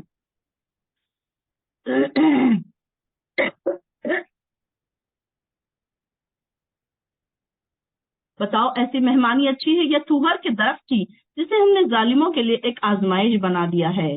سوہر کا درخت کیسا ہے؟ یہ جو درخت ہے اتنا کڑوا اور زہریلا اس کے پھل ہے، اور کانٹوں دار اس کے پھل ہے. تو یہ جو دوزخی ہوں گے ان کا یہ کھانا ہوگا. اللہم لا تجعلنا منہم. ایسا درخت ہے جو جہنم کی تہ سے نکلتا ہے. مطلب یہ اس کی جو، اب دیکھیں کہ ہم کبھی سوچ بھی نہیں سکتے کہ جہنم میں، آگ میں بھی کوئی درخت گرو ہو سکتا. یہاں پر ہم کبھی آگ میں کوئی درخت گرو کر سکتے ہیں؟ یہاں تو ساری چیزیں جل جائیں گی. لیکن یہاں پر دیکھیے آگ ہے، دوزخ میں آگ میں یہ درخت گرو ہو رہا ہے، یہ ایسا درخت ہے جس کے تہ جہنم میں ہے، اور اس کے شگوفے ایسے یعنی کہ اس کے پھل ایسے ہیں جیسے شیطانوں کے سر، یعنی کہ اتنے خطرناک شکل و صورت کے اس کے پھل ہیں، اور وہ کیسے ہیں، کانٹوں دار ہیں وہ، اور اہل دوزخ اسی کو کھائیں گے اور اسی سے اپنے پیٹ بھریں گے۔ اللہ اکبر، اللہ اکبر، اللہم لا تجعلنا منہم۔ آج دیکھیے ہم نے کھانوں کی طرف نظر دوڑائی ہے کہ نہیں میں یہ نہیں کھاتی ہوں، نہیں مجھے تو چکن نہیں پسند، نہیں مجھے تو مٹن نہیں پسند، نہیں مجھے تو ویجیٹیبلس نہیں کھاتی ہوں میں۔ تو اس طریقے کے ہمارے بچوں کے اور ہمارے مزاج بنے ہوئے ہیں، 10,000 قسم کے کھانے ہمارے گھروں میں پڑے ہیں، لیکن ہمارے نخرے ہی نہیں ختم ہوتے، ہمارے بچوں کے نخرے ہی نہیں ختم ہوتے۔ اور وہاں پر دیکھیے دوزخی کو کیا کھانا ملے گا، ایسے پھل جو کڑوے، اور ان کے جو پھول، ان کے جو فروٹ ہے وہ شیطانوں کے سروں کی طرح ہے۔ اللہ اکبر، اللہ اکبر۔ سوچئے، امیجن کریے کہ کیسا ہوگا جو ہم نے اپنے بچوں کو، اگر ہم نے اتنے نازوں سے اتنی اچھی اچھی چیزیں کھلا پلا کر ہم نے ان کو پالا، اور اگر ہم نے ان کو دین کی تعلیم نہ دی، تو وہ اگر کسی کے بچے اگر دوزخ میں جاتے ہیں تو وہ یہ کیسے کھا سکیں گے؟ اپنے بچوں کے بارے میں ضرور سوچئے، ان پر سختیاں کیجئے، ان پر پیار سے ان کو بلائیے، ان کے لیے رو رو کے گڑ گڑا کے اللہ سے دعائیں کیجئے۔ جن کے بچے دین کی طرف نہیں آتے، نمازوں کی طرف نہیں آتے، ان کے لیے بہت ضروری ہے کہ وہ ہر ممکن کوشش کر لیں، ورنہ پھر اللہ تعالیٰ کے سامنے رو رو کے گڑ گڑا کے اپنے بچوں کے لیے ہدایت کی دعائیں کریں کہ ہم نہیں چاہتے، ہم بھی چاہتے ہیں کہ اللہ تعالیٰ ہمارے بچے بھی نعمت، جیسے ہم نے ان کو دنیا میں آرام سے، پیار سے اور عیش کی زندگیوں میں رکھا ہے، انسان اتنی محنت کیوں کرتا ہے؟ تاکہ اپنے بچوں کو عیش کی زندگی دے سکے، ایک سٹیٹس والی زندگی دے سکے، ایک اچھے کھانے پینے، کوئی چیز کی کمی نہ ہو ہمارے بچوں کو۔ اس طریقے سے ہم چاہتے ہیں اپنے بچوں کے لیے، تو پھر قیامت کے بعد جنت والی زندگی نہیں چاہتے ہم اپنے بچوں کے لیے، تو اس کے لیے بھی کوشش کریں۔ ایسے نہیں ہے کہ چلو بچہ سو گیا تو اب اسے اٹھائیں کیسے، جوان بچے ہیں، بڑے ہو گئے ہیں، اب ہم انہیں کیسے اٹھائیں، وہ غصے میں آ جائیں گے، نہیں، بلکہ اگر آپ کے بس میں نہیں ہے تو آپ نماز بچھا کے روتے بیٹھ جائیے اللہ کے سامنے کہ اللہ میں بے بس ہوں، ربی انی مغلوب فانتصر، کہ اللہ میں بے بس ہوں، میں مجبور ہوں، تو میری مدد کر، تو مجھے تربیت کرنا سکھا، اللہ تو ان کو ہدایت دے، اللہ مرزقہم حبک، اللہ تو ان کو ان کے دلوں میں تیری محبت ڈال دے، اللہم انی احبہم فاحبہم، اللہ میں ان سے بہت محبت کرتی ہوں، اللہ تو بھی ان سے محبت کر۔ اگر اللہ ان سے محبت کرے گا تو اللہ تعالیٰ ان کو سیدھی راستے دکھا دے گا، اللہ تعالیٰ انہیں جنتوں کے لیے چن لے گا۔ تو یہ دعائیں یاد کر لیا کریں، ٹپ آف دی ٹنگ رکھا کریں اپنے، کہ ہر وقت یہ دعائیں کیا کریں۔ پھر اس پر انہیں پینے کو پیپ ملا کھولتا ہوا پانی ملے گا۔ اللہ اکبر، اللہ اکبر، اللہ ہمارا تجنم استغفر اللہ، اللہ تو رحم فرما اللہ۔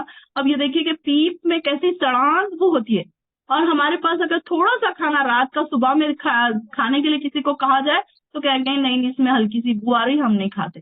اور یہ سڑاند بو والا پیپ کو دیکھ کر ہمیں وہ ہوتی ہے نا کہ کیسے ہم اس کو برا سمجھتے ہیں، اس کو دیکھنا بھی نہیں پسند کرتے، کسی کے زخم میں سے اگر پیپ نکل رہی ہو تو سوچئے کسی انسان کو اگر وہ پینے کے لیے دیا جائے تو کتنا برا ہوگا وہ اس کے ساتھ۔ اللہ اکبر، اللہ تو رحم فرمانا۔ ہمارے لیے ابھی بھی وقت ہے میری بہنوں، اپنے آپ کو سدھاریے، اپنے بچوں کو سدھاریے، اپنے لیے جنت بنا لیجئے۔ ہم کو اللہ تعالیٰ نے ایسی محفلوں سے جوڑ دیا جہاں پر ہمارے برین واش ہو رہے ہیں، ہمیں نیندوں سے جگایا جا رہا ہے۔ اللہ کے لیے ہم ایسے نہ ہو جائیں کہ ہم غفلت کے اندھیروں میں پڑے رہیں۔ اللہ اکبر، بڑے ہی سخت عذاب ہے، بڑے ہی برے کھانے اور پینے ہیں وہاں کے، اور ہم نے تو اپنے بچوں کو اور ہم نے اپنے آپ کو ایسی زندگیوں میں ڈالا ہے کہ ہمارے بچے فریج کے بغیر پانی نہیں پیتے، ٹھنڈے پانی کے بغیر تو ہمارا گزارا ہی نہیں ہوتا۔ آج ہم لوگوں نے اپنی ایسی آسائش والی زندگی، ایسی لیوش لائف ہم نے بنا لی ہے کہ اگر فریج نہ ہو، فریج خراب ہو جائے تو ٹھنڈے پانی کے بنا کسی کا گزارا نہیں ہوتا۔ برف چاہیے، ٹھنڈا پانی چاہیے، اچھے مشروبات چاہیے، اچھے کولڈ ڈرنکس چاہیے، گھروں میں کولڈ ڈرنکس پڑے ہیں، اچھے جوسز پڑے ہیں، اور دیکھیے کہ ہم نے بچوں کے لیے کیا نہیں رکھا ہے۔ اور یہاں پر اللہ تعالیٰ کہے گا کہ ایسے لوگوں کو، دوزخیوں کو، جو دنیا میں اللہ سے دور تھے، اللہ سے انہوں نے رغبت نہیں رکھی، اللہ سے محبت نہیں رکھی، ان کے نمازیں خراب، ان کے روزے خراب، ان کی عبادتیں خراب، ان کے خشوع و خضوع میں کمی تھی، تو پھر وہ لوگ کیا ہیں، اللہ کے پاس جب جائیں گے تو ان کو ایسے کھانے اور ایسے پینے ملیں گے۔ اللہ اکبر، اللہ اکبر، استغفر اللہ۔ جب آپ ایسی آیتوں پہ سے ابھی آپ دیکھیے، آبزرو کیجئے کہ آپ یہ آیت پہ سے کتنے بار گزرے ہوں، کبھی آپ کا دل خوف سے ڈرا، کبھی آپ کی آنکھوں سے آنسو آئے، کبھی آپ کو یہ آیتوں نے رلایا، اور نہیں رلایا تو کیوں نہیں رلایا؟ کیونکہ آپ اس کو سمجھے ہی نہیں تھے۔ اللہ اکبر، یہ آیت ایسی ہے کہ اگر انسان اس کو اکیلے میں پڑھے تو ہچکیوں سے رو دے۔ استغفر اللہ، اللہ اکبر۔ اللہ تو ہم کو اور ہمارے اہل و عیال پر رحم فرمانا پروردگار، اللہ تو ہم کو اور ہمارے اہل و عیال پر رحم فرمانا، اللہ ہماری نسلوں پر رحم فرمانا، اللہ تیرے سخت عذابوں سے ہمیں بچا لینا۔ اللہ ہم بڑے کمزور ہیں، اللہ گناہ گار بھی ہیں، کمزور بھی ہیں، اللہ تو ہم کو ان سب عذابوں سے بچا لینا۔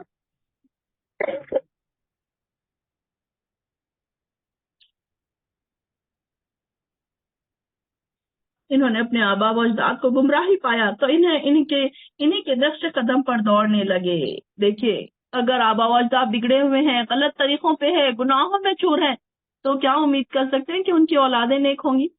بالکل بھی نہیں ہوں گی۔ وہ کہیں گے کہ نہیں، ہمارے ماں باپ نماز نہیں پڑھتے تھے تو ہم بھی نہیں پڑھتے، وہ پردہ نہیں کرتے تھے ہم بھی نہیں کرتے، وہ گناہ کے کاموں میں مصروف تھے تو بچے اس کو گناہ کے کام نہیں سمجھیں گے، وہ سمجھیں گے کہ نہیں، ہمارے پاس تو یہی ہوتا آیا ہے، ہمارے دادا پردادا پرکھوں سے ہمارے پاس یہی کام ہوتے آئے ہیں، تو ہم بھی یہی کام کریں۔ اس میں کیا بڑی بات ہے؟ ایک نماز چھوٹ گئی تو کیا بڑی بات ہے؟ روزے نہیں رکھے تو کیا بڑی بات ہے؟ تو جو چیز کی اہمیت آپ اپنے گھروں میں ڈال دیں گے تو وہ اہمیت پھر کیا ہوگی؟ آگے سے آگے بڑھتی جائے گی۔ اور اللہ تعالیٰ فرما رہے ہیں، حالانکہ ان سے پہلے بہت سے لوگ گمراہ ہو چکے تھے، بے شک ہم نے ان میں ڈرانے والے بھیجے تھے۔ پھر دیکھ لو، جنہیں ڈرایا گیا تھا ان کا کیا انجام ہوا۔ آیت نمبر 73 چل رہی ہے ہماری۔ ان میں سے صرف اللہ کے مخلص بندے ہی محفوظ رہے، اور نوح نے ہمیں پکارا تو دیکھو ہم کیا خوب دعا قبول کرنے والے تھے، اور ان کے گھر والوں کو شدید بے چینی سے نجات دی، اور صرف انہی کی اولاد کو باقی رکھا، اور بعد میں آنے والی نسلوں میں ان کا ذکر خیر چھوڑا، اور ساری دنیا میں نوح پر سلام ہو۔ ہم نیکی کرنے والوں کو ایسا ہی صلہ دیا کرتے ہیں، بے شک وہ ہمارے ایماندار بندوں میں سے تھے۔ پھر ہم نے باقی لوگوں کو غرق کر دیا، اور اسی نوح کے پیروکاروں میں سے ابراہیم بھی تھے، جبکہ وہ اپنے پروردگار کی یہاں صاف ستھرا دل لے کر آئے تھے۔ سیدنا ابراہیم علیہ السلام کا اصل وطن بھی عراق تھا، اور یہ لوگ کیسے تھے؟ ستارہ پرست تھے۔ وہاں کے جو لوگ تھے، ان کی جو قوم تھی ابراہیم علیہ السلام کی، تو یہ کیسے تھے؟ ستارہ پرست تھے، سیاروں کو، سورج اور چاند کو، یعنی کہ مریخ، مشتری، یہ جو بھی ہے، تو ان کی پرستش کرتے تھے۔ اس کے علاوہ ان ستاروں کو یہ سمجھتے تھے کہ اپنی زندگی پر اثر انداز ہو رہے ہیں، اور انہی سیاروں کے الگ الگ مندر بھی انہوں نے تعمیر کر رکھے تھے، جن میں ان سیاروں کے خیالی مجسمے یا بت بھی رکھے ہوئے تھے، اور یہی ذائچے بھی تیار کرتے تھے، اور ان مجسموں کے سامنے نظریں اور نیازیں بھی پیش کیا کرتے تھے۔ تو اللہ تعالیٰ نے دیکھیے ایسی جگہ پہ ان کو بھیجا، اور پھر اللہ تعالیٰ نے ان پر رحم فرمایا۔ آیت نمبر کیا چل رہی ہے ہماری؟ آیت نمبر 78 پڑھیے فائزہ۔ 82 چل رہی، 81 ختم ہوئی ابھی۔ 84 اچھا ٹھیک ہے، 84 سے پڑھنا ہے جی پڑھیے۔ بسم اللہ الرحمن الرحیم۔ جبکہ آپ اپنے رب کے پاس بے عیب دل لائے، انہوں نے اپنے باپ اور اپنے قوم سے کہا کہ تم کیا پوچھ رہے ہو؟ کیا تم اللہ کے سوا گھڑے ہوئے معبود چاہتے ہو؟ تو یہ بتلاؤ کہ تم نے رب العالمین کو کیا سمجھ رکھا ہے؟ اب ابراہیم نے ایک نگاہ ستاروں کی طرف اٹھائی اور کہا، میں تو بیمار ہوں۔ اس پر وہ سب اس سے منہ موڑے ہوئے واپس چلے گئے۔ بس آپ چپکے سے ان کے معبودوں کے پاس گئے اور فرمانے لگے، تم کھاتے کیوں نہیں؟ تمہیں کیا ہو گیا کہ بات تک نہیں کرتے؟ تو پھر دائیں ہاتھ سے پوری قوت کے ساتھ انہیں مارنے پر بل پڑے۔ وہ بت پرست دوڑے بھاگے آپ کی طرف متوجہ ہوئے، تو آپ نے فرمایا، تم انہیں پوچھتے ہو جنہیں خود تم تراشتے ہو، حالانکہ تمہیں اور تمہاری بنائی ہوئی چیزوں کو اللہ ہی نے پیدا کیا ہے۔ وہ کہنے لگے، اس کے لیے ایک مکان بنا اور اس دہکتی ہوئی آگ میں ڈال دو۔ انہوں نے اس کے ساتھ مکر کرنا چاہا، مگر ہم نے انہیں کو بدنیچا کر دکھایا۔ اور ابراہیم نے کہا، میں تو ہجرت کر کے اپنے پروردگار کی طرف جانے والا ہوں، وہ ضرور میری رہنمائی کرے گا۔ اے میرے رب، مجھے نیک بخت اولاد عطا فرما۔ تو ہم نے اسے ایک بردبار بچے کی بشارت دی۔ پھر جو بچہ اس کے ساتھ دوڑنے کی عمر کو پہنچا تو ابراہیم نے کہا، میرے پیارے بچے، میں خواب میں اپنے آپ کو تجھے ذبح کرتے ہوئے دیکھ رہا ہوں، اب تو بتا تیری کیا رائے ہے؟ بیٹے نے جواب دیا کہ ابا، جو حکم ہوا اسے بجا لائیے، انشاءاللہ آپ مجھے صبر کرنے والوں میں سے پائیں گے۔ اور جب دونوں متی ہو گئے اور اس نے بیٹے کو پیشانی کے بل گرا دیا تو ہم نے آواز دیا، ابراہیم، یقیناً تو نے اپنا خواب سچا کر دکھایا۔ بے شک ہم نیکی کرنے والوں کو اسی طرح جزا دیتے ہیں۔ در حقیقت یہ کھلا امتحان تھا اور ہم نے ایک بڑا ذبیحہ اس کے فدیے میں دے دیا اور ہم نے ان کا ذکر پچھلوں میں باقی رکھا، اور ابراہیم پر سلام ہو۔ ہم نیک کاروں کی اسی طرح بدلہ دیتے ہیں، بے شک وہ ہمارے ایماندار بندوں میں سے تھا، اور ہم نے اس کے اسحاق نبی کی بشارت دی جو صالح لوگوں میں سے ہوگا، اور ہم نے ابراہیم و اسحاق پر برکتیں نازل فرمائی، اور ان دونوں کی اولاد نے بعض تو نیک بخت ہے اور بعض اپنے نفس پر سری ظلم کرنے والے۔ یقیناً ہم نے موسیٰ اور ہارون پر بڑا احسان کیا اور انہیں ان کے قوم کو بہت بڑے دکھ درد سے نجات دے دی، اور ان کی مدد کی تو وہی غالب رہے، اور ہم نے انہیں واضح اور روشن کتاب دی اور انہیں سیدھے راستے پر قائم رکھا، اور ہم نے ان دونوں کے پیچھے آنے والوں میں یہ بات قائم باقی رکھی کہ موسیٰ اور ہارون پر سلام ہو۔ بے شک ہم نیک لوگوں کو اسی طرح بدلہ دیا کرتے ہیں، یقیناً یہ دونوں ہمارے مومن بندوں میں سے تھے۔ بے شک الیاس بھی پیغمبروں میں سے تھے، جبکہ انہوں نے اپنے قوم سے فرمایا کہ تم اللہ سے ڈرتے نہیں، کیا تم بال نامی بت کو پکارتے ہو اور سب سے بہتر خالق کو چھوڑ دیتے ہو؟ اللہ جو تمہارا اور تمہارے اگلے تمام باپ داداؤں کا رب ہے، لیکن تم قوم نے تمہیں جھٹلایا، پس وہ ضرور عذاب میں حاضر کیے جائیں گے سوائے اللہ کے مخلص بندوں کے۔ ہم نے الیاس کا ذکر خیر پچھلے میں باقی رکھا کہ الیاس پر سلام ہو۔ ہم نیکی کرنے والوں کو اسی طرح بدلہ دیتے ہیں، بے شک وہ ہمارے ایماندار بندوں میں سے تھے، بے شک لوط بھی پیغمبروں میں سے تھے۔ ہم نے انہیں اور ان کے گھر والوں کو سب کو نجات دی بجز اس بڑھیا کے جو پیچھے رہ جانے والوں میں ہو گئی۔ پھر ہم نے اوروں کو ہلاک کر دیا، اور تم تو صبح ہونے پر ان کی بستیوں میں سے گزرتے ہو، بستیوں کے پاس سے گزرتے ہو، اور رات کو بھی کیا پھر نہیں سمجھتے؟ اور بلا شبہ یونس نبیوں میں سے تھے، جب بھاگ کر بھری کشتی کی طرف پہنچے پھر قرآن اندازی ہوئی تو یہ مغلوب ہو گئے، پھر انہیں مچھلی نے نگل لیا اور خود اپنے آپ کو ملامت کرنے لگے۔ پس اگر یہ پاکی بیان کرنے والوں میں سے نہ ہوتے تو لوگوں کے اٹھائے جانے کے دن تک اس کے پیٹ میں ہی رہتے۔ پس اسے ہم نے چٹیل میدان میں ڈال دیا، اور اس وقت بیمار تھے، اور اس پر سایہ کرنے والا ایک بیلدار درخت ہم نے اگا دیا، اور ہم نے اسے 1,00,000 بلکہ اور زیادہ آدمیوں کی طرف بھیجا۔ پس وہ ایمان لائے، اور ہم نے انہیں ایک زمانے تک عیش و عشرت دی۔ ان سے دریافت کیجیے کہ کیا آپ کے رب کی تو بیٹیاں ہیں اور ان کے بیٹے ہیں؟ کیا اس وقت موجود تھے جبکہ ہم نے فرشتوں کو مؤنث پیدا کیا؟ آگاہ رہو کہ یہ لوگ صرف اپنے افتراء پردازی سے کہہ رہے ہیں کہ اللہ کی اولاد ہے، یقیناً محض جھوٹے ہیں۔ کیا اللہ نے اپنے لیے بیٹیوں کو بیٹوں پر ترجیح دی؟ کیا تمہیں کیا ہو گیا ہے؟ کیسے حکم لگاتے پھرتے ہو؟ کیا تم اس قدر بھی نہیں سمجھتے؟ کیا تمہارے پاس ان کی صاف دلیل ہے؟ تو جاؤ، اگر سچے ہو تو اپنے ہی کتاب لے آؤ۔ اور ان لوگوں نے تو اللہ کے اور جنات کے بھی درمیان بھی خرابت داری ٹھہرائی، اور حالانکہ خود جنات کو معلوم ہے اس عقیدے کے لوگ عذاب کے سامنے پیش کیے جائیں گے۔ جو کچھ یہ بیان کر رہے ہیں اس سے بالکل پاک ہے سوائے اللہ کے مخلص بندوں کے۔ یقین مانو کہ تم سب اور تمہارے معبود کسی ایک کو بھی نہیں بہکا سکتے بجز اس کے جو جہنمی ہو۔ فرشتوں کا قول ہے کہ ہم میں سے تو ہر ایک کی جگہ مقرر ہے، اور ہم تو یقیناً بندگی الہی میں صفا بستہ کھڑے ہیں اور اس کی تسبیح بیان کر رہے ہیں۔ کفار تو کہا کرتے تھے کہ ہمارے سامنے پہلے لوگوں کا ذکر ہوتا تو ہم بھی اللہ کی پسندیدہ بندے بن جاتے، لیکن پھر اس قرآن کے سامنے کفر کر گئے، پھر بس اب عنقریب جان لیں گے۔ اور البتہ ہمارا وعدہ پہلے ہی اپنے رسولوں کے لیے صادر ہو چکا ہے کہ یقیناً وہی مدد کیے جائیں گے، اور ہمارا ہی لشکر غالب اور برتر رہے گا۔ اب آپ کچھ دنوں تک ان سے منہ پھیر لیجیے اور انہیں دیکھتے رہیے، یہ بھی کہ آگے چل کر دیکھ لیں گے کہ کیا یہ ہمارے عذاب کی جلدی مچا رہے ہیں۔ سنو، جب ہمارا عذاب ان کے میدان میں اتر آئے گا تو اس وقت ان دن کو متنبہ کر دیا گیا تھا، بڑی بری صبح ہوگی۔ آپ کچھ وقت ان کا خیال چھوڑ دیجئے اور دیکھتے رہیے، یہ بھی ابھی بھی دیکھ لیں گے۔ پاک ہے آپ کا رب جو بہت بڑی عزت والا ہے ہر چیز سے جو مشرک بیان کرتے ہیں۔ پیغمبروں پر سلام ہو اور سب کی تعریف اللہ ہی کے لیے جو سارے جہان کا رب ہے۔ سورہ سعد شروع ہو رہا ہے یہاں سے۔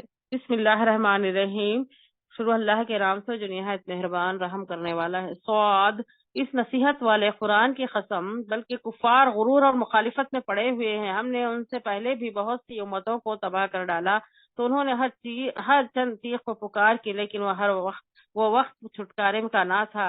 اور کافروں کے اس بات پر تعجب ہوا کہ انہی میں سے ایک انہیں ڈرانے والا آ گیا اور کہنے لگا کہ یہ تو جادوگر اور جھوٹا ہے، کیا اس نے اتنے سارے معبودوں کا ایک ہی معبود کر دیا؟ واقعی بہت ہی عجیب بات ہے۔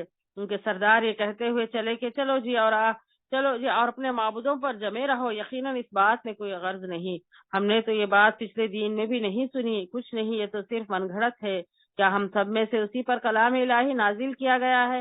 دراصل یہ لوگ میرے وحی کی طرف سے شک میں ہیں، بلکہ یہ صحیح ہے کہ انہوں نے اب تک میرا عذاب چکھا ہی نہیں۔ کیا ان کے پاس تیرے زبردست فیاض رب کی رحمت کے خزانے ہیں؟ کیا آسمان و زمین میں اور ان کے درمیان کی ہر چیز کی بادشاہت انہی کی ہے؟ تو پھر یہ رسیاں تان کر چڑھ گیا ہے، یہ بھی لشکروں میں سے شکست پایا، چھوٹا سا لشکر ہے، ان سے پہلے بھی قوم نوح اور عاد اور میخوں والے فرعون نے جھٹلا دیا تھا، اور سمودیوں نے اور قوم لوط نے اور ایکا کے رہنے والوں نے بھی یہی بڑے لشکر تھے، ان میں سے بھی ایک ایسا نہ تھا جس نے رسولوں کی تکذیب نہ کی ہو، پس میری سزا ان پر ثابت ہو گئی، یعنی صرف ایک چیز کا انتظار ہے جس میں کوئی توقف اور ڈھیل نہیں ہے۔ اور انہوں نے کہا کہ اے ہمارے رب، ہماری سر نشت تو ہمیں روز حساب سے پہلے ہی دے دے، آپ ان کی باتوں پر صبر کریں اور ہمارے بندے داؤد کو یاد کریں جو بڑی قوت والا تھا، یقیناً وہ بہت رجوع کرنے والا تھا، ہم نے پہاڑوں کو اس کے تابع کر رکھا تھا، اس کے ساتھ شام کو اور صبح کو تسبیح خوانی کریں، اور پرندے جمع ہو کر سب کے سب اس کے زیر فرمان رہتے، اور ہم نے اس کی سلطنت کو مضبوط کر دیا تھا اور اسے حکمت دی تھی اور بات کا فیصلہ کرنا، اور کیا تجھے جھگڑا کرنے والوں کی ایک منٹ رکیے، ایک منٹ، آپ یہاں پہ دیکھیے کہ داؤد علیہ السلام کے بارے میں آتا ہے کہ یہ بہت زیادہ ان کی جو جسمانی طاقت تھی، جسمانی قوت جو تھی بہت زیادہ تھی۔ یہ بچپن میں جب آپ بکریوں کا ریوڑ چرائے جاتے تھے اور کوئی درندہ اگر ان پر حملہ آور ہوتا تھا تو آپ ان کو کیا کرتے تھے، ایک جبڑے کو پکڑ کر دوسرے کو، مطلب دونوں جبڑوں کو پکڑ کے ایسے زور سے کھینچتے تھے کہ اسے چیر کر رکھ دیتے تھے۔ یعنی کہ آپ کی جسمانی، داؤد علیہ السلام کی جسمانی قوت کا اندازہ اس طریقے سے لگایا جا سکتا ہے کہ وہ ایسے سخت تھے۔ اور جالوت کو بھی انہوں نے مار ڈالا تھا، ہم نے پڑھا پیچھے کے جب انہوں نے جالوت سے جھگڑا کیا تو صرف انہوں نے پتھر سے، گلیل سے لے کر انہوں نے اس کا خاتمہ کر دیا تھا۔ اور ان کے بارے میں بھی آتا ہے کہ یہ بہت زیادہ رجوع کرنے والے تھے، اللہ کی عبادت گزاری کا یہ حال تھا کہ اپنے بادشاہی کے پر بھی اپنے آپ کو فقیری پر ترجیح دی، یعنی کہ ان کے پاس بادشاہت تھی لیکن وہ کیسے زندگی گزارتے تھے، فقیری کی، یعنی کہ وہ اپنے لیے کچھ نہیں رکھتے تھے، بادشاہت تھی ان کی لیکن اپنے لیے آپ نے اپنے ذاتی اخراجات کا بار بیت المال پر نہیں ڈالا تھا، یعنی کہ وہ اپنے ذاتی خراجات کے لیے، کھانے پینے کے لیے بیت المال سے پیسہ نہیں لیتے تھے بلکہ اپنے ہاتھ کی کمائی سے اپنا خرچ چلاتے تھے۔ اور صوم داؤدی جو ہے بہت زیادہ، آپ نے کبھی سنا ہوگا، صوم داؤدی جو ہوتا ہے، روزہ داؤد علیہ السلام کا جو روزہ ہے بڑا ہی ہارڈ ہے کہ کیسے رکھتے تھے، ایک دن روزہ رکھتے تھے اور ایک دن نہ رکھتے تھے، یعنی کہ کوئی انسان اگر بہت زیادہ اللہ کی رضا چاہنا چاہے تو یہ سختی والے روزے ہیں، کہ مطلب یہ کہ اب جیسے کہ رمضان آتے ہیں تو ہم روزے رکھتے ہیں تو ہمارے پیٹ کو 2-3 دن میں عادت ہو جاتی ہے کہ اب دوپہر میں کھانا نہیں ملے گا، تو ہم کو بھی پھر اتنا زیادہ ہارڈ نہیں لگتا ہے، پہلے دن تھوڑا سا مشکل ہوتا ہے، دوسرے دن اس سے کم ہوتا ہے، پھر تیسرے دن ہم کو عادت ہو جاتی ہے کہ اب کھانا یہی ٹائم کھائیں گے اور وہی ٹائم کے ہم عادی بھی ہو جاتے ہیں۔ لیکن اب یہ صوم داؤدی میں کیا ہوتا ہے، ایک دن انسان روزہ رکھتا ہے، ایک دن نہیں رکھتا ہے، تو اس کے لیے بڑا ہی مشکل ہوتا ہے اپنے آپ کو مطلب اس پہ سیٹ کرنا۔ تو بہت سارے جو نیک لوگ ہوتے ہیں صوم داؤدی بھی رکھتے ہیں، تو ان کے لیے کہا جا رہا ہے کہ یہ صوم داؤدی بھی جو تھی یہ اللہ کے لیے روزہ رکھتے تھے اور رات کا تہائی حصہ عبادت میں گزارتے تھے۔ آپ نے دن رات کے 24 گھنٹوں کو اپنے اور بال بچوں میں کچھ اس طریقے سے تقسیم کر کے رکھا تھا کہ کوئی وقت ایسا نہ گزرے کہ جب آل داؤد میں سے کوئی شخص اللہ کی عبادت میں مصروف اور مشغول نہ ہو۔ اور یہ ہر 3 دنوں میں ایک دن اللہ کی عبادت کے لیے خاص کر لیتے تھے اور ایک دن کے لیے لوگوں کے لیے مقدمات کے فیصلے بھی کرتے تھے۔ اور اللہ تعالیٰ نے ان کو ایسی سریلی آواز بخشی تھی، ایسی شیرینی تھی، ان کی مٹھاس ایسی تھی کہ جب آپ ہر روز ہر پہر اللہ کی حمد و ثنا کرتے تھے تو کیا ہوتا تھا، پوری فضا اس میں مسحور ہو جاتی، پہاڑوں کی وادیوں میں بھی ایسی گونج پیدا ہو جاتی تھی اور پہاڑ بھی آپ کے ساتھ حمد و ثنا کرنے لگ جاتے تھے۔ تو آپ کے بارے میں یہ مشہور ہے کہ آپ ایسی عبادت کرتے تھے۔ پھر آپ کے پاس ان مقدمے والوں کی خبر پہنچی جو دیوار پھاند کر محراب میں جا پہنچے۔ جب وہ داؤد کے پاس آ پہنچے تو وہ انہیں دیکھ کر گھبرا گئے، وہ کہنے لگے ڈرو نہیں، ہم مقدمے کے 2 فریق ہیں جن میں سے ایک نے دوسرے پر زیادتی کی ہے، لہٰذا ہمارے درمیان انصاف سے فیصلہ کیجیے۔ اب کیا ہوا کہ ایک دن کیا ہوا کہ یہ دن آپ کی عبادت کا دن تھا اور آپ اکیلے بیٹھے تھے، دربان کسی کو آپ کے پاس آنے نہیں دیتا تھا، مطلب یوزولی یہ ہوتا تھا کہ جب آپ عبادت کرتے تھے تو آپ کے پاس کوئی نہیں آتا تھا، تو ایسے ٹائم میں 2 آدمی کیا ہوئے، دیوار چھان کر آپ کے پاس آ کھڑے ہوئے، اور سیدنا داؤد علیہ السلام یہ ماجرا دیکھ کر گھبرا گئے کہ یہ آدمی ہے یا کوئی اور مخلوق، آدمی ہے تو انہیں اس وقت آنے کی کیسے ہمت ہوئی، اور دربانوں نے انہیں روکا کیوں نہیں، اور یہ اگر کوئی آدمی نہیں ہے تو یہ آدمی ہے تو اتنی اونچی دیوار پھاند کر کس نیت سے کس غرض سے آئے ہیں؟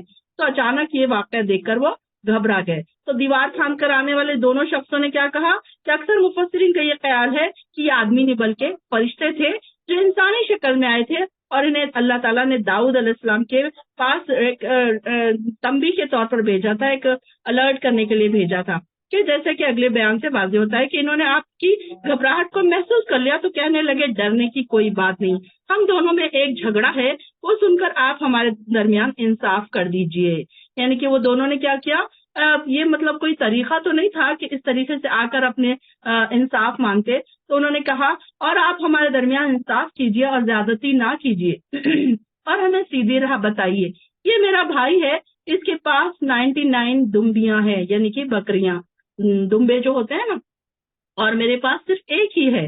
اب یہ کہتا ہے کہ وہ مجھے دے دے، اور گفتگو میں بھی اس نے مجھے دبا لیا ہے. یعنی کہ ایک بھائی کے پاس ایک بکری ہے اور دوسرے کے پاس 99 ہے. تو جس کے پاس 99 ہے وہ اس کو کیا کہہ رہا ہے کہ اب تو ایک رکھ کے کیا کرے گا، تو مجھے یہ بھی مجھے ہی دے دے. داؤد نے جواب دیا کہ اس شخص نے تیری دمبی کو اپنی دمبیوں میں ملانے کے لیے اس کا سوال کر کے تجھ پر ظلم کیا ہے، اور اکثر لوگ ایک دوسرے پر زیادتی کرتے ہی رہتے ہیں سوائے ان لوگوں کے جو ایماندار ہوں اور نیک عمل کرتے ہوں، اور ایسے لوگ تھوڑے ہی ہوتے ہیں. اب داؤد کو خیال آیا کہ اس مقدمے سے دراصل ہم نے اس کی آزمائش کی ہے، چنانچہ انہوں نے اپنے پروردگار سے معافی مانگی. یعنی کہ انہوں نے کیا کیا کہ جب ایک شخص بول رہا تھا تو انہوں نے دوسرے کی بات نہیں سنی.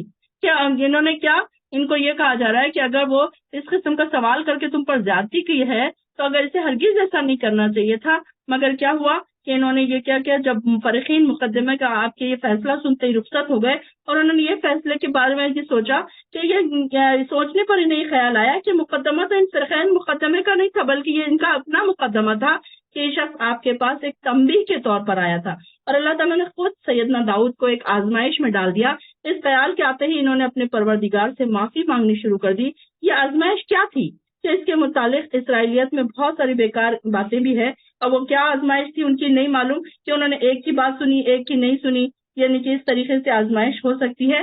تو انہوں نے فوراً ہی فیصلہ دے دیا کہ جو تمہارا بھائی ہے وہ غلط ہے. اب یہ اللہ تعالیٰ نے ان کے اوپر سیدنا داؤد علیہ السلام کی آزمائش تھی اس میں، تو اس لیے اللہ تعالیٰ نے ان کو مثلا یہ مقدمہ سیدنا داؤد علیہ السلام کی خواہش نفس سے بھی تعلق رکھتا تھا، اور ان کا حاکمانہ اقتدار کے نامناسب استعمال سے بھی یہ بات ہو سکتی ہے کہ اس میں بہت سارے اس میں خیالات ہیں تفاسیر میں کہ سیدنا داؤد علیہ السلام کی 99 بیویاں تھیں. ایک میں یہ بھی آتا ہے واللہ عالم کہ کتنا صحیح ہے کتنا غلط ہے. یہ بھی ایک مدعی نے یوں بیان کیا کہ میرا بھائی مجھ سے ایک دمبی لے لینا چاہتا ہے، اس نے یہ نہیں کہا کہ میری دمبی اس نے مجھ سے چھین لی ہے. پھر فوراً ہی داؤد علیہ السلام کو اپنی غلطی کا احساس ہوا. ان باتوں کی روشنی میں جو صورتحال سامنے آئی وہ یہ ہے کہ داؤد علیہ السلام یا حتیٰ کہ بیوی کے اچھے عادات و خصائص کا کہیں سے ذکر سن لیا تو انہیں دل میں خیال آ گیا تھا کہ اگر یہ عورت میرے نکاح میں آ گئی ہوتی تو کیا ہی اچھا ہوتا. تو اس خیال کا آنا ہی تھا کہ ادھر اللہ کی طرف سے گرفت ہو گئی. اگرچہ ایسے خیالات کا آنا عام لوگوں کے لیے کوئی عام بات نہیں ہے، مگر انبیاء کا مقام اور ہے، لہذا ان کی چھوٹی چھوٹی غلطیوں پر اللہ تعالیٰ انہیں فوراً کیا کرتا ہے، الرٹ کر دیتا ہے، تنبیہ کر دیتا ہے. واللہ عالم کی یہ کتنی سچ ہے. اور ان کو جب اپنی غلطی کا احساس ہوا تو فوراً سجدے میں گر گئے، توبہ و استغفار کرنے لگے. اور نہ یہ بات ہے کہ اللہ تمہیں بہکا دے، لہذا لوگوں میں انصاف سے فیصلہ کرنا اور خواہش نفس سے پیروی نہ کرنا، ورنہ یہ بات تمہیں اللہ کی راہ سے بہکا دے گی. جو لوگ اللہ کی راہ سے بہک جاتے ہیں ان کے لیے سخت عذاب ہے، کیونکہ وہ روز حساب کو بھول گئے ہیں. اور ہم نے آسمان اور زمین اور جو کچھ ان کے درمیان ہے یہ چیزیں فضول ہی پیدا نہیں کی. یہ تو ان کے لوگوں کا گمان ہے جو کافر ہیں، اور ایسے کافروں کے لیے دوزخ کی آگ سے ہلاکت ہے. کیا ہم ان لوگوں کو جو ایمان لائے اور نیک عمل کیے ان لوگوں کی طرح کر دیں گے جو زمین میں فساد کرتے پھرتے ہیں، یا ہم پرہیزگاروں اور بدکاروں کو یکساں کر دیں گے؟ جو کتاب ہم نے آپ کی طرف نازل کی ہے بڑی بابرکت ہے. دیکھیے کہ جو کتاب ہمارے طرف نازل ہوئی ہے، کتاب انزلناہ الیک مبارک لیدبروا آیاتہ. کیوں دی آیات، کیوں تاریخ قرآن اللہ تعالیٰ نے؟ تاکہ ہم اس میں غور و فکر کریں، تدبر کریں، دیکھیے کہ اب ہمیں تھوڑا تھوڑا تدبر کرنا آ رہا ہے کہ ہم یہ دیکھ رہے ہیں کہ اللہ تعالیٰ نے یہ کتنے بار فرمایا، یہ کیوں فرمایا، یہ اللہ تعالیٰ یہاں پر کون سی دعا سکھا رہا ہے ہمیں، یہاں پر اللہ تعالیٰ ہم سے کیا سوال پوچھ رہا ہے، کیا کیسے ہم نے مخاطب کر رہا ہے، یہ ساری چیزیں ہم غور فکر کر رہے ہیں نا، یہ ایک قسم کا غور فکر ہے، یہ تدبر ہے، اور تاکہ ان لوگوں کے لیے آیات میں غور و فکر کریں اور اہل عقل اور دانش لوگ اس سے سبق حاصل کریں۔ وَلِيَتَذَّكَّرُوا اولو الالباب، اللہ تعالیٰ سے دعا کریں کہ اللہ تعالیٰ ہمیں بھی اولو الالباب میں شامل کر دیں، کہ اگر ہم اولو الالباب میں شامل ہو جائیں تو پھر کیا ہوگا کہ ہم کو بھی قرآن کی سمجھ آنے لگے گی، ہمیں بھی پتہ چلے گا، ہم بھی سوچنے پر مجبور ہوں گے کہ قرآن میں کیا لکھا ہوا ہے، کیوں لکھا ہوا ہے، یہ آیت ہمیں کیا بتا رہی ہے، اس آیت کا کیا مطلب ہے، کیا ہم اس سے سبق لے سکتے ہیں، ورنہ ہم اندھے بہروں کی طرح قرآن پڑھ رہے ہیں، میں نے 5 قرآن پڑھے، میں نے 4 قرآن پڑھے، اب کے رمضان میں نا آپ ایک ٹارگیٹ بنائیں کہ جتنا بھی پڑھیں گے آپ اس کو سمجھ کے پڑھیں گے، ضروری نہیں ہے کہ آپ پورا قرآن پڑھیں، قرآن کا کوئی بھی ایک حصہ لے لیں اور بیٹھ کر اس کی تفسیر بھی ساتھ پڑھا کریں۔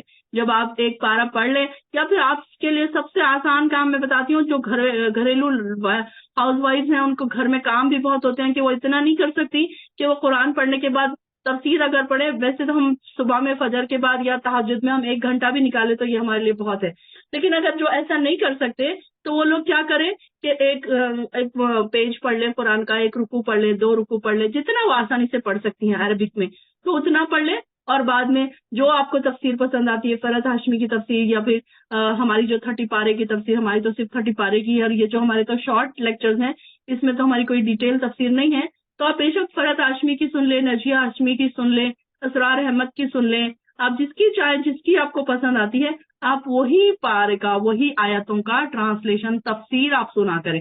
آپ کچن میں آپ کام کرتے کرتے، آپ وہ کام کرتے کرتے آپ تفسیر سن لیں، تو آپ کو پتہ چل جائے گا کہ آپ نے ابھی قرآن میں کیا پڑھا ہے، تو آپ کو ایٹ لیسٹ معلوم تو ہوگا کہ جو میں ابھی پڑھ کے آئی ہوں 1 رکوع، اس میں اللہ تعالیٰ کیا فرما رہا ہے۔ تو اس طریقے سے آپ اپنے پڑھنے کی عادت بنائیے، کوشش کیجئے، اور جس کو جن بہنوں کو قرآن پڑھنے کے لیے مشکل ہوتی ہے، اٹکتے ہیں جو پڑھنے میں، یعنی کہ روانی سے نہیں پڑھا جاتا، تو وہ کیا کرے، جیسے کہ میں نے اس سے پہلے بھی بتایا تھا کہ وہ موبائل میں کوئی بھی قاری کی جو سلو پڑھنے والے ہیں ان کی قرأت لگائیں موبائل میں، اور ساتھ میں قرآن لے کر بیٹھے اور انگلی رکھ کر اس کو سنا کرے، تو کیا ہوگا، سنتے سنتے آپ کو جو ورڈ ہے تو پھر وہ آپ کے ٹپ آف دی ٹنگ آ جائیں گے، اور آپ کو پھر دوبارہ جب آپ پڑھنے بیٹھیں گے تو پھر آپ کو وہ پھر ایزی ہو جائیں گے پڑھنا۔ تو اس طریقے سے بھی آپ اپنی پریکٹس کر سکتے ہیں، یہ ساری پریکٹس ہے، کوششیں کرنا ہے، نہیں آ رہا ہے تو چھوڑ نہیں دینا ہے، نہیں آ رہا ہے تو صرف اردو میں پڑھ لے رہے، انگلش میں پڑھ لے رہے، رومن انگلش میں پڑھ لے رہے، نہیں، ہم کو عربی بھی آنا چاہیے، عربی ہماری زبان ہے، عربی میں ہمارا قرآن نازل ہوا ہے، تو ہمیں تھوڑی تو آنی چاہیے، کم سے کم دیکھ کر تو پڑھنے آنا چاہیے، کئی لوگ تو حفظ کر رہے ہیں، ہم تو حفظ نہیں کر رہے ہیں، کم سے کم ہمیں دیکھ کر تو پڑھنے آنا چاہیے۔ تو یہ کتاب بڑی بابرکت ہے، اس کی برکتیں ہم کیسے سمیٹیں گے، یہ دیکھیں کیسے اس کو صرف ہم نے اس کو جزدان لپیٹ کر بڑے ادب سے طاقوں میں سجا کے رکھ دیا، اس کو ہاتھ نہیں لگانا، اس کو پیریڈز میں ہاتھ نہیں لگانا، اس کو جو لیڈی کو بچہ ہوا ہے وہ 40 دن تک اس کو نہیں چھوئے گی، بس یہ ہم نے اس کے ادب بنا لیے ہیں، اور اس کو کب نکالتے ہیں، قرآن خوانی ہے تو نکالتے ہیں، کوئی مرتے ہیں تو نکالتے ہیں، کوئی پریشانی آتی ہے تو نکالتے ہیں، نہیں، بلکہ ہمارے قرآن ہمارے آس پاس ہی ہونے چاہیے، اندر بھی نہیں رکھے ہونے چاہیے کہ بس آپ نے جیسے ہی آپ کو ٹائم ملا آپ نے قرآن لے لیا اور بیٹھ گئے، جیسے ہی آپ کو ٹائم ملا آپ نے لے لیا اور بیٹھ گئے۔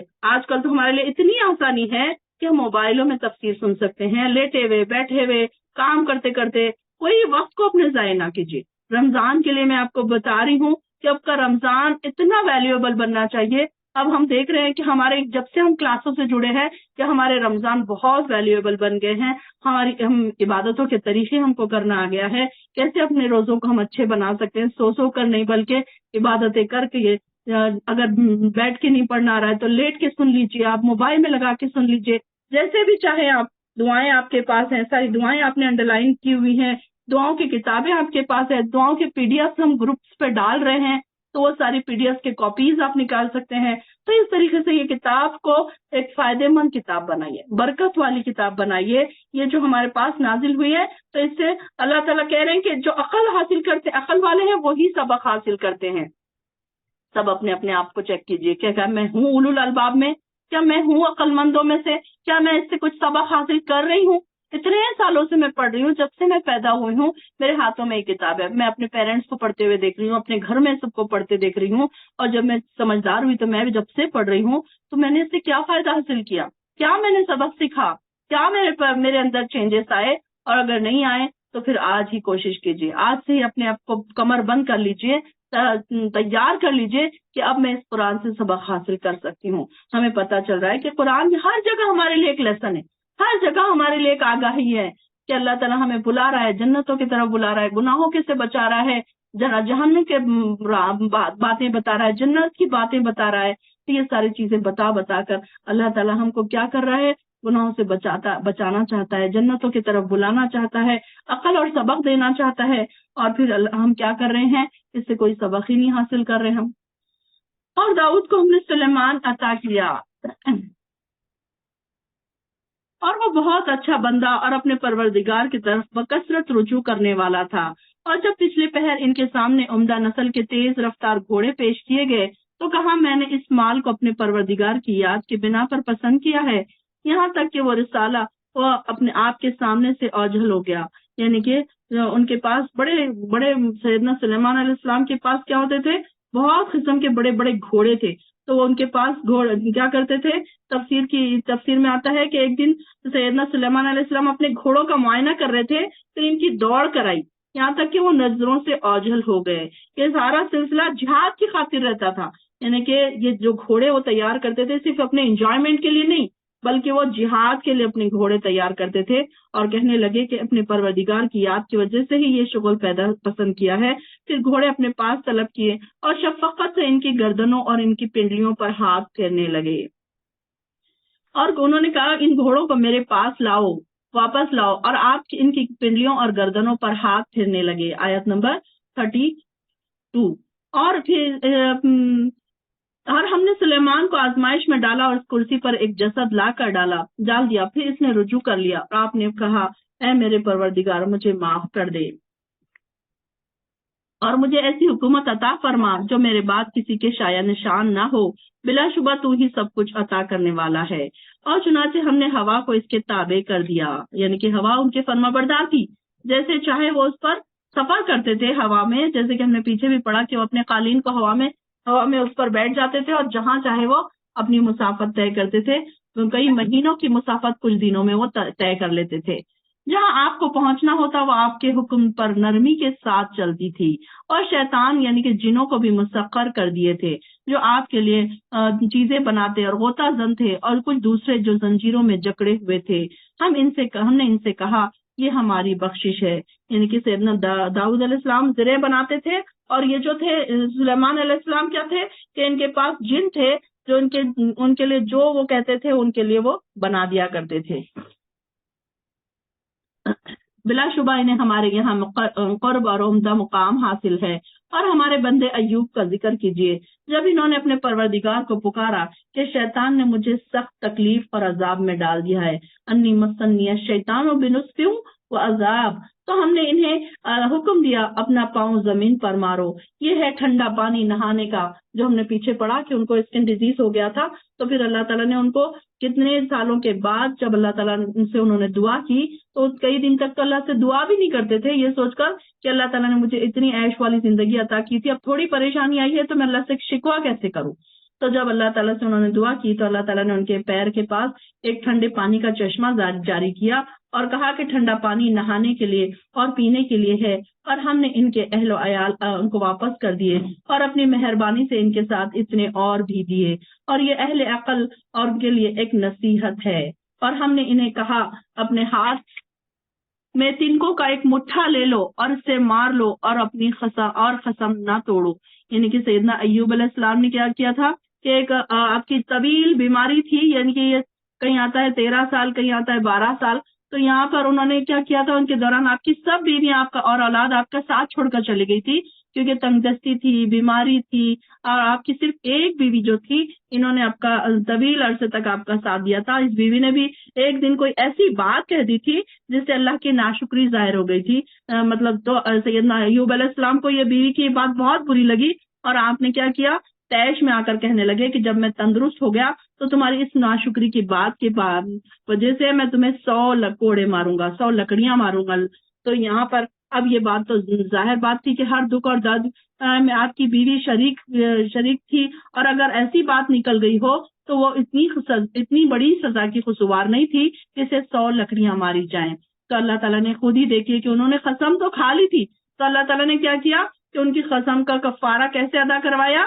یہ تو سیدنا ایوب علیہ السلام کی غیظ اور ایمانی کا تقاضا تھا کہ اللہ تعالیٰ نے ان کو ایک وسعت کے مطابق ہی تکلیف دی تھی، اور جب وہ تندرست ہو گئے تو اللہ تعالیٰ نے خود ان کو تدبیر بتا دی کہ ایک جھاڑو لو جس میں 100 تنکے ہوں اور اسے ایک ہی معمولی سی ضرب لگاؤ۔ یعنی کہ وہ اللہ تعالیٰ کو بھی پتا تھا کہ ان کی بیوی اچھی ہے، ہو سکتا ہے کہ کبھی کبھی اچھا انسان بھی کبھی کبھی غفلت میں کوئی ایسی بات منہ سے نکال دے، تو انہوں نے قسم کھا لی تھی، تو اب وہ قسم کو توڑنا بھی تھا اور ان کی وہ پوری بھی کرنا تھی۔ تو ان کو کیا کرنے کے لیے بولے کہ ایک جھاڑو کا ایک لو اور ہلکی سی ضرب لگاؤ، زور سے بھی نہیں۔ اور ہم نے ایوب کو صابر پایا، بہترین بندے جو ہر وقت اپنے پروردگار کی طرف رجوع کرنے والے ہیں۔ اور ہمارے بندوں ابراہیم، اسحاق اور یعقوب کو یاد کیجئے جو بڑی قوت عمل رکھنے والے اور صاحبان بصیرت تھے۔ ہم نے انہیں ایک خاص صفت کے اونچا اٹھایا اور آخرت کی یاد تھی ان کے پاس، اور ہمارے یہاں وہ یقیناً نیک اور اونچے لوگوں میں سے تھے۔ اور اسماعیل اور یسع اور ذوالکفل کا بھی ذکر کیجئے، ان میں سے ہر ایک نیک تھا۔ یہ تو ان کا ذکر ہے، جبکہ حقیقت یہ ہے کہ سب پرہیزگاروں کے لیے اچھا ٹھکانہ ہے، یعنی ہمیشہ رہنے والے باغ جن کے دروازے ان کے لیے کھلے ہوں گے اور وہ ان میں تکیے لگائے ہوں گے، اور وہاں بہت سارے لذیذ میوے اور مشروب طلب کریں گے۔ اللہم اجعلنا منہم۔ سبحان اللہ۔ پھر دیکھیے ذکر آ رہا ہے قرآن، بار بار اللہ تعالیٰ جنتوں کا ذکر ہمیں سناتا ہے اور ہمیں اٹریکٹ کرتا رہتا ہے تاکہ ہم دوڑیں ان جنتوں کی طرف، ہم دوڑ لگائیں، محنتیں کریں۔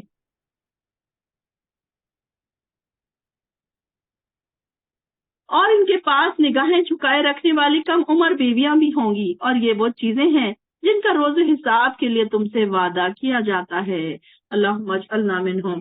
بے شک یہ ہمارا رزق ہے جو کبھی ختم نہ ہوگا، یہ تو تھا پرہیزگاروں کا انجام، اور سرکشوں کے لیے بہت برا ٹھکانہ ہوگا۔ اور بے شک یہ ہمارا رزق ہے جو کبھی نہ ختم ہوگا، یہ تو تھا پرہیزگاروں کا انجام، اور سرکشوں کے لیے بہت برا ٹھکانہ ہے۔ اللہم لا تجعلنا منہم۔ اللہ ہمیں سرکشوں میں سے نہ بنا۔ اللہ تیرے جو خاص بندے ہیں، اللہ تو نے جن کے لیے جنتیں تیار کر رکھی ہیں، اللہ تعالیٰ ہمیں ان لوگوں میں سے بنا دے، یعنی دوزخ جس میں وہ داخل ہوں گے، جو بہت بری جگہ ہے، یہ ہے ان کا انجام۔ اب وہ مزہ چکھیں اور کھولتے ہوئے پانی کا اور پیپ کا اور ایسی ہی کوئی کسی قسم کی دوسری چیزوں کا۔ دیکھو یہ ایک اور لشکر تمہارے پیروؤں کا ہے، یعنی کہ جو تمہارے ساتھ گھسا چلا رہا ہے، یعنی کہ تمہاری بات ماننے والوں کا۔ انہیں کوئی خوش آمدید نہیں، یہ بھی دوزخ میں آ رہے ہیں۔ آنے والے پہلوں کو کہیں گے نہیں، بلکہ تمہارے لیے ہی خوش آمدید نہ ہو، تم ہی ہمارے لیے اس عذاب کے پیش رو بنے، اور جو اتنی بری قرارگاہ ہے۔ یعنی کہ کچھ لوگوں کو کہاں پر ویلکم کیا جا رہا ہے؟ جنتوں میں، اور کچھ لوگ ایسے ہیں جن کو دوزخ میں ویلکم کیا جا رہا ہے۔ اللہم لا تجعلنا منہم۔ اللہ خاص تیرے بندوں میں ہمیں شامل فرما۔ پھر وہ دعا کریں گے، اے ہمارے پروردگار، ہمارے لیے جو اس عذاب کا پیش رو بنا اسے دوزخ میں دگنا عذاب دے۔ اور وہ کہیں گے کیا بات ہے کہ وہ آدمی ہمیں نظر نہیں آ رہے جنہیں ہم برے لوگوں میں شمار کرتے تھے؟ کیا ہم یوں ہی ان کا مذاق اڑاتے رہے، یا اب ہماری نگاہیں ان سے پھر گئی ہیں؟ یہ بات یقیناً سچی ہے کہ دوزخی باہم ایسے ہی جھگڑتے ہوں گے۔ آپ ان سے کہیے یہ تو محض ایک ڈرانے والا ہے۔ یعنی کہ جو لوگ اکثر دنیا میں کیا کرتے تھے، برائیوں کی طرف بلاتے رہتے تھے، تو قیامت کے دن پھر ان لوگوں کے بارے میں پوچھا جائے گا کہ وہ کہاں ہیں، تو وہ تو دوزخ میں پڑے ہوں گے۔ اللہ تعالیٰ ان کے بارے میں کہے گا کہ وہ تو سب اپنے عذاب کو پہنچ چکے ہیں۔ آپ ان سے کہیے میں تو محض ایک ڈرانے والا ہوں، اللہ کے سوا تمہارا کوئی الہ نہیں، اور وہ یکتا ہے، سب کو دبا کر رکھنے والا ہے۔ وہ آسمانوں اور زمین اور جو کچھ ان کے درمیان ہے سب کا پروردگار اور غالب ہے، معاف کرنے والا ہے۔ آپ ان سے کہیے یہ ایک بہت بڑی خبر ہے جس سے تم اعراض کر رہے ہو۔ مجھے تو عالم بالا کے متعلق کچھ علم نہ تھا، جب وہ جھگڑ رہے تھے، مجھے تو صرف اس لیے وحی کر دی جاتی ہے کہ میں کھلم کھلا ڈرانے والا ہوں، جبکہ آپ کے پروردگار نے فرشتوں سے کہا تھا میں مٹی سے ایک انسان بنانے والا ہوں، تو جب میں اسے ٹھیک ٹھاک کر دوں اور اس میں اپنی پیدا کی ہوئی روح پھونک دوں تو اس کے سامنے سجدہ ریز ہو جانا۔ چنانچہ سب فرشتوں نے مل کر اسے سجدہ کیا سوائے ابلیس کے جو اکڑ بیٹھا اور کافروں سے ہو گیا۔ اللہ تعالیٰ نے اس سے پوچھا اے ابلیس، جس انسان کو میں نے اپنے ہاتھوں سے بنایا اسے سجدہ کرنے سے کس بات نے تجھے روکا؟ کیا تو بڑا بننا چاہتا ہے؟ تو ہی ہے اونچا درجہ رکھنے والوں میں سے۔ وہ کہنے لگا کہ میں اس سے بہتر ہوں کیونکہ مجھے تو نے آگ سے پیدا کیا اور اسے مٹی سے۔ اللہ تعالیٰ نے فرمایا، اب یہاں پر دیکھیے کہ انسان جب پراؤڈ کرتا ہے تو وہ شیطان کی روش پر چل رہا ہوتا ہے، کوئی بھی چیز کا پراؤڈ ہو۔ اب یہاں تو شیطان نے کہا کہ میں تو مٹی سے، اس انسان کو تو نے مٹی سے پیدا کیا اور مجھے تو نے آگ سے پیدا کیا، میں کیوں اس کے آگے جھکوں؟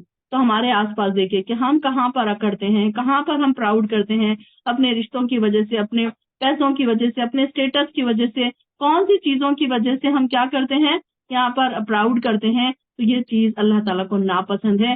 اگر ہمارے اندر تھوڑا سا بھی پراؤڈ ہے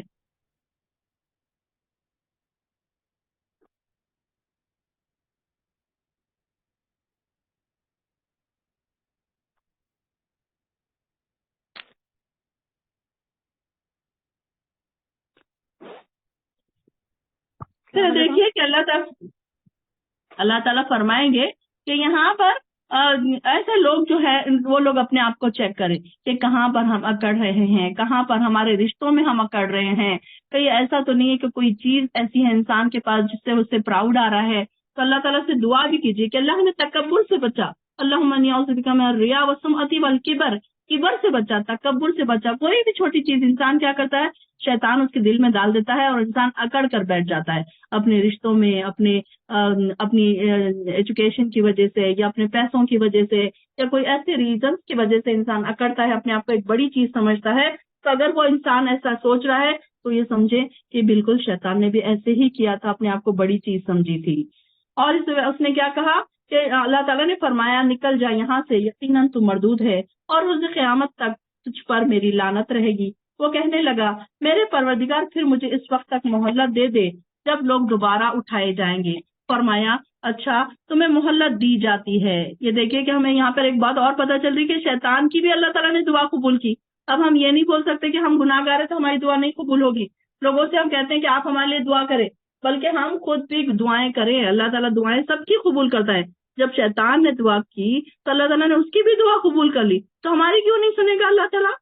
اس دن تک جس کا وقت مجھے معلوم ہے، وہ کہنے لگا تیری عزت کی قسم میں سب انسانوں کو گمراہ کر کے چھوڑوں گا سوائے تیرے ان بندوں کے جو تو نے خالص کر لیا ہے، اللہ عبادک منہم المخلصین۔ اللہ تعالیٰ سے دعا کریے کہ اللہ تیرے مخلص بندوں میں ہمیں شامل کرے کہ شیطان ہمارے پاس نہ آئے بہکانے کے لیے۔ کہ یہ کتنی اچھی بات ہوگی کہ ہم اللہ کے مخلص بندوں میں اخلاص کے ساتھ، ہماری عبادتیں کیسی ہو، اخلاص کے ساتھ ہو، صاف بالکل خلوص کے ساتھ، اچھی نیتوں کے ساتھ ہماری عبادتیں ہوں، تو اللہ تعالیٰ بھی ہمیں مخلصین میں شامل کر دے گا۔ اللہم اجعلنا المخلصین۔ ایک ایک آیت میں ایک ایک ہمارے لیے دعائیں مل رہی ہیں، دعائیں ہم اس سے پناہ مانگ سکتے ہیں، کچھ چیزیں ہم اللہ سے مانگ سکتے ہیں اگر ہمیں سمجھ آ رہی ہے تو، ورنہ اگر ہمیں سمجھ نہیں آتی تو ہم یہ ساری چیزیں کیسے مانگتے تھے؟ اور کہا کہ فرمایا حق بات یہ ہے کہ میں حق ہی کہا کرتا ہوں کہ میں جہنم کو تجھ سے اور ان سب لوگوں سے بھر دوں گا جو تیری پیروی کریں گے۔ آپ ان سے کہہ دیجئے کہ میں اس تبلیغ پر تم سے کوئی صلہ نہیں مانگتا، نہ ہی میں تکلف کر کے نبی بن رہا ہوں۔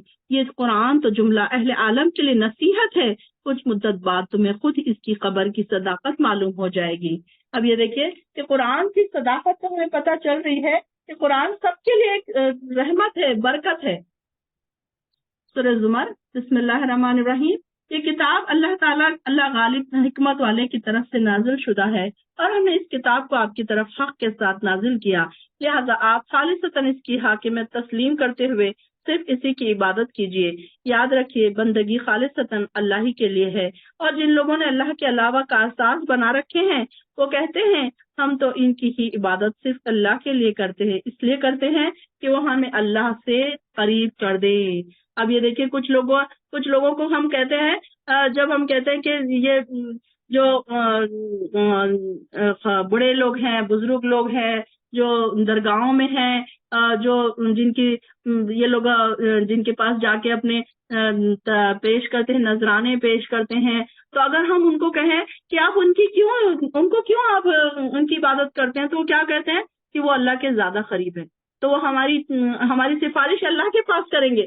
ان کا یہ خیال ہوتا ہے کہ وہ کیا ہے، قرب الہی کا وسیلہ اللہ تعالیٰ کے پاس چاہتے ہیں کہ یہ بڑے نیک لوگ ہیں تو ان کی اللہ تعالیٰ بات سنے گا. پیچھے ہی ہم نے پڑھا نا کہ شیطان کی بھی اللہ تعالیٰ بات سنتا ہے، تو ہماری کیوں نہیں سنے گا؟ ہم کیوں وسیلے تلاش کرتے ہیں؟ کہ بہت سارے لوگوں کو میں نے دیکھا ہے کہ جب ان سے یہ کہا جاتا ہے کہ آپ درگاہوں پر جا کے ان سے کیوں مدد مانگتے ہیں، کیوں ان کو چڑھاوے چڑھاتے ہیں، کیوں نظر نیاز دیتے ہیں ان کو، تو کہتے ہیں کہ نہیں، وہ اللہ کے قریب ہے، اللہ کے مقرب بندے ہیں، تو وہ ہماری بات اللہ تک پہنچا دیں گے. بلکہ اللہ تعالیٰ تو خود کہہ رہا ہے کہ تم میرے پاس آؤ، مجھ سے مدد مانگو. جن باتوں میں یہ اختلاف کر رہے ہیں یقیناً اللہ ان کے درمیان فیصلہ کر دے گا. اللہ ایسے شخص کو ہدایت نہیں دیتا جو جھوٹا اور حق کا منکر ہو. اگر کسی کو بیٹا بنانا چاہتا تو وہ اپنی مخلوق سے جسے چاہتا چن لے سکتا، اور مگر وہ تو ایسی باتوں سے پاک ہے، وہ یکتا ہے، سب پر غالب ہے. یعنی کہ بیٹے کی ضرورت کس کو ہوتی ہے؟ انسان کو، کیونکہ انسان سوچتا ہے کہ اب میں بوڑھا ہو جاؤں گا تو مجھے کون دیکھے گا، میں نے اتنا کمایا ہے، اب میری جائیداد، اب میرے بزنس کو کون دیکھے گا، میری کون دیکھ بھال کرے گا. تو انسان کو اس لیے اولاد کی ضرورت ہوتی ہے. اللہ تعالیٰ کو اولاد کی ضرورت نہیں ہے، کیونکہ اللہ تعالیٰ تو باقی رہنے والا ہے، اللہ تعالیٰ تو سب کو دیکھنے والا ہے، سب کو چلانے والا ہے. تو انسان کو اولاد کی ضرورت ہوتی ہے، اللہ کو نہیں. اور وہ سب پر غالب ہے. اس نے زمین اور آسمان کو حق کے ساتھ پیدا کیا. وہ رات کو دن پر اور دن کو رات پر لپیٹتا ہے، اور سورج اور چاند کو کام پر لگا دیا ہے.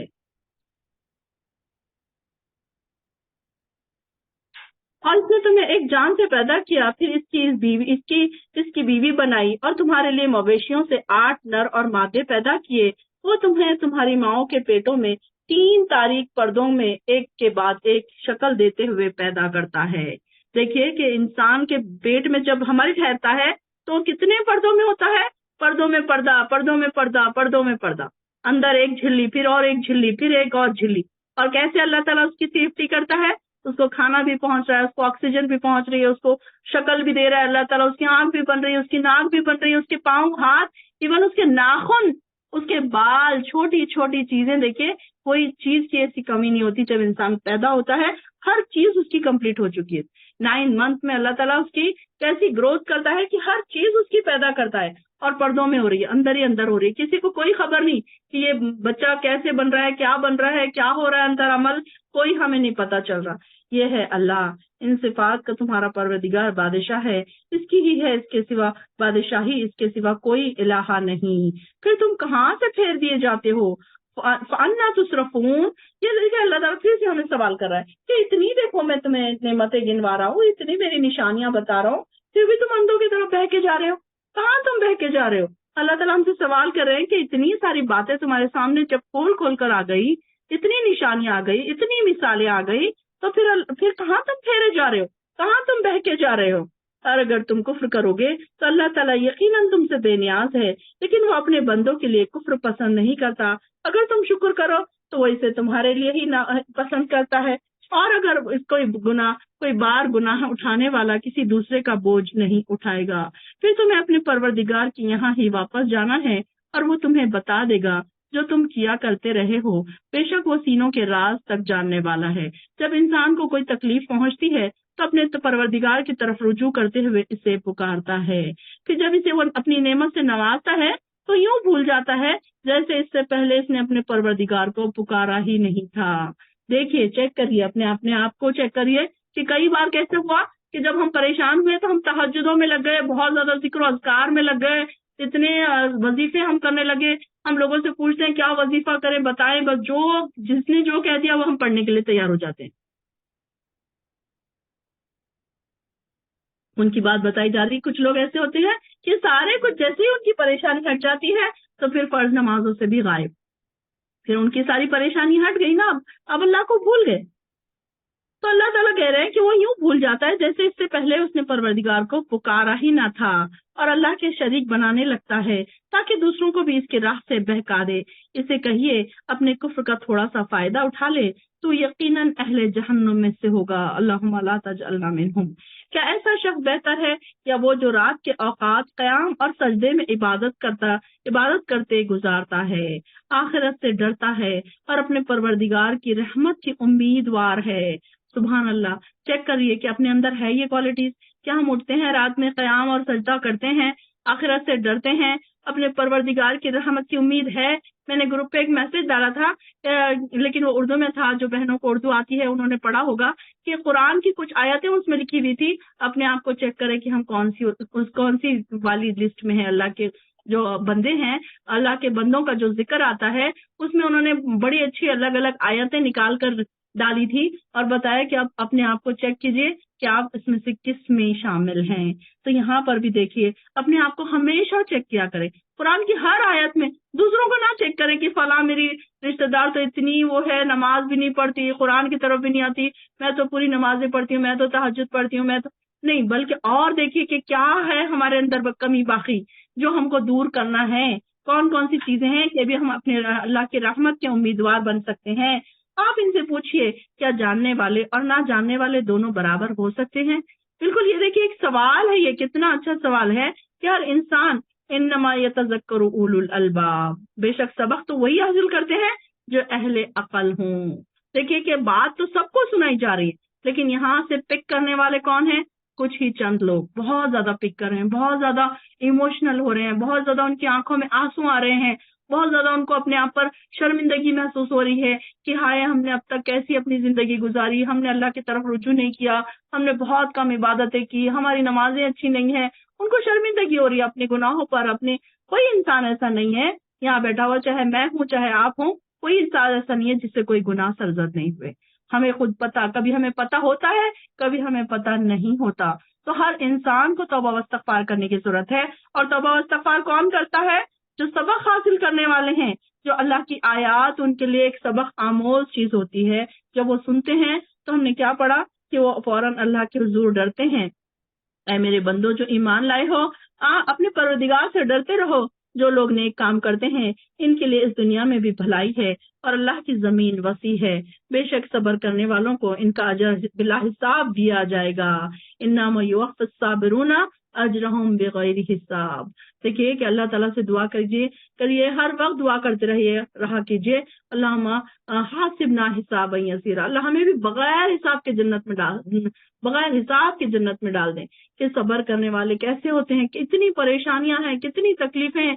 کئی بہنیں ہماری ایسی ہیں جو یہاں پر بیٹھی ہیں اور اتنی پریشانیوں کے ساتھ، تکلیفوں کے ساتھ وہ اپنی زندگیاں گزار رہی ہیں اور صبر کر رہی ہیں۔ اللہ تعالیٰ ایسے اصل صبر کرنے والوں کو خوشخبری دے رہے ہیں کہ ان کے لیے کیسا ہے، بغیر حساب کے اجر ہے ان کے پاس۔ اجر بھی کتنا ہے سوچ ہی نہیں سکتے ہم کہ اللہ تعالیٰ ہم کو کیا کیا اجر اس کا دے سکتا ہے۔ آپ کہیے مجھے تو یہ حکم ہوا ہے کہ میں خالصتاً اسی کی حاکمیت تسلیم کرتے ہوئے اس کی عبادت کروں، اور یہ بھی کہ سب سے پہلے میں خود مسلم بنوں۔ آپ کہہ دیجئے اگر میں اپنے پروردگار کی نافرمانی کروں تو میں بڑے دن کے عذاب سے ڈرتا ہوں۔ آپ کہیے میں تو اپنے دین کو خالص کرتے ہوئے اللہ کی عبادت کرتا ہوں، تم اسے چھوڑ کر جس کی عبادت کرنا چاہتے ہو کرتے رہو۔ کہیے اصل میں تو خسارہ اٹھانے والے وہی لوگ ہیں جنہوں نے قیامت کے دن اپنے آپ کو اور اپنے گھر والوں کو خسارے میں ڈالا۔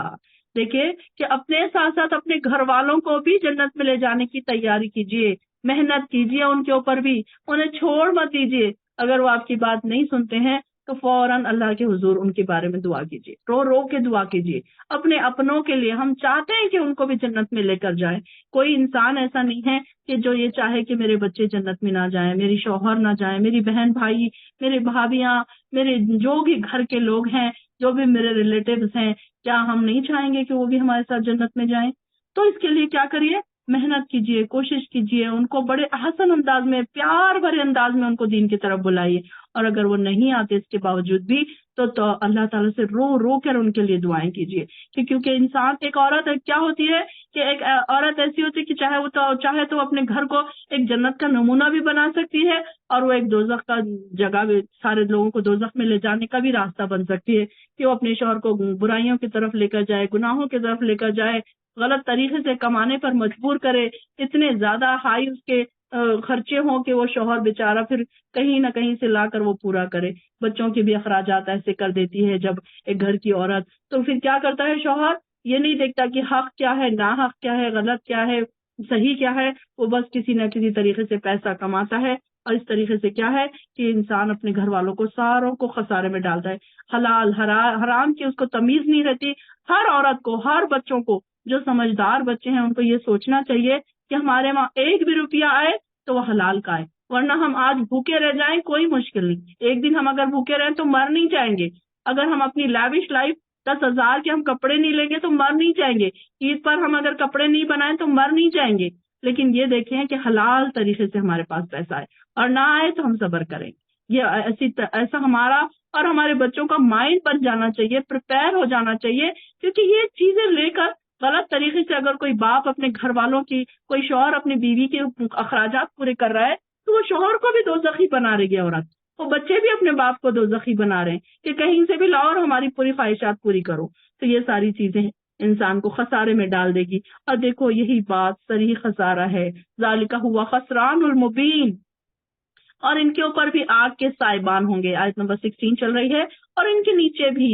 اس بات سے اللہ اپنے بندوں کو ڈراتا ہے، اور اے بندوں مجھ سے ڈرتے رہو، جو لوگ طاغوت کی عبادت کرنے سے بچتے رہے ہیں، اللہ تعالیٰ کی طرف رجوع کیا، اور ان کے لیے بشارت ہے، خوشخبری ہے، لہٰذا میرے بندوں کو خوشخبری دے دیجئے، فبشر عبادی۔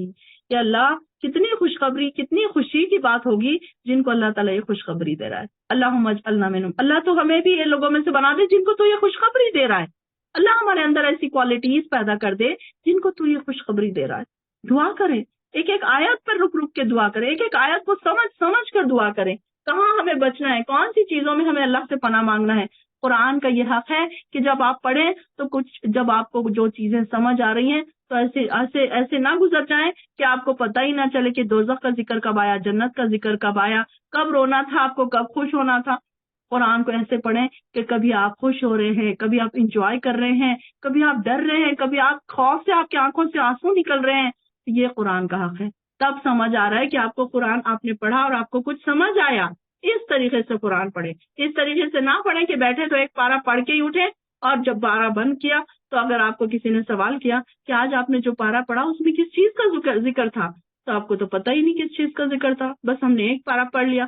ہم کو بتانا ہے گھر والوں کو، بہنوں کو، بھائیوں کو کہ ہم نے آج ایک پارہ پڑھا، ہم روز ایک پارہ پڑھتے ہیں، تو اس طریقے سے نہیں پڑھنا ہے، بلکہ دیکھیے کہ اللہ تعالیٰ کس کس کو خوشخبری دے رہا ہے، کس کس کو ڈرا رہا ہے، کس کو بتا رہا ہے کہ خسران المبین کون ہے، فبشر عبادی کون ہے، کہ عبادی فتقون، کہ اللہ تعالیٰ ایسے لوگ جو تقوی والے ہیں، ایسے لوگوں کو اللہ تعالیٰ خوشخبری دے رہا ہے جو طاغوت سے بچتے ہیں، جو بات کو توجہ سے سنتے ہیں، پھر اس کی بہترین پہلو کی پیروی بھی کرتے ہیں۔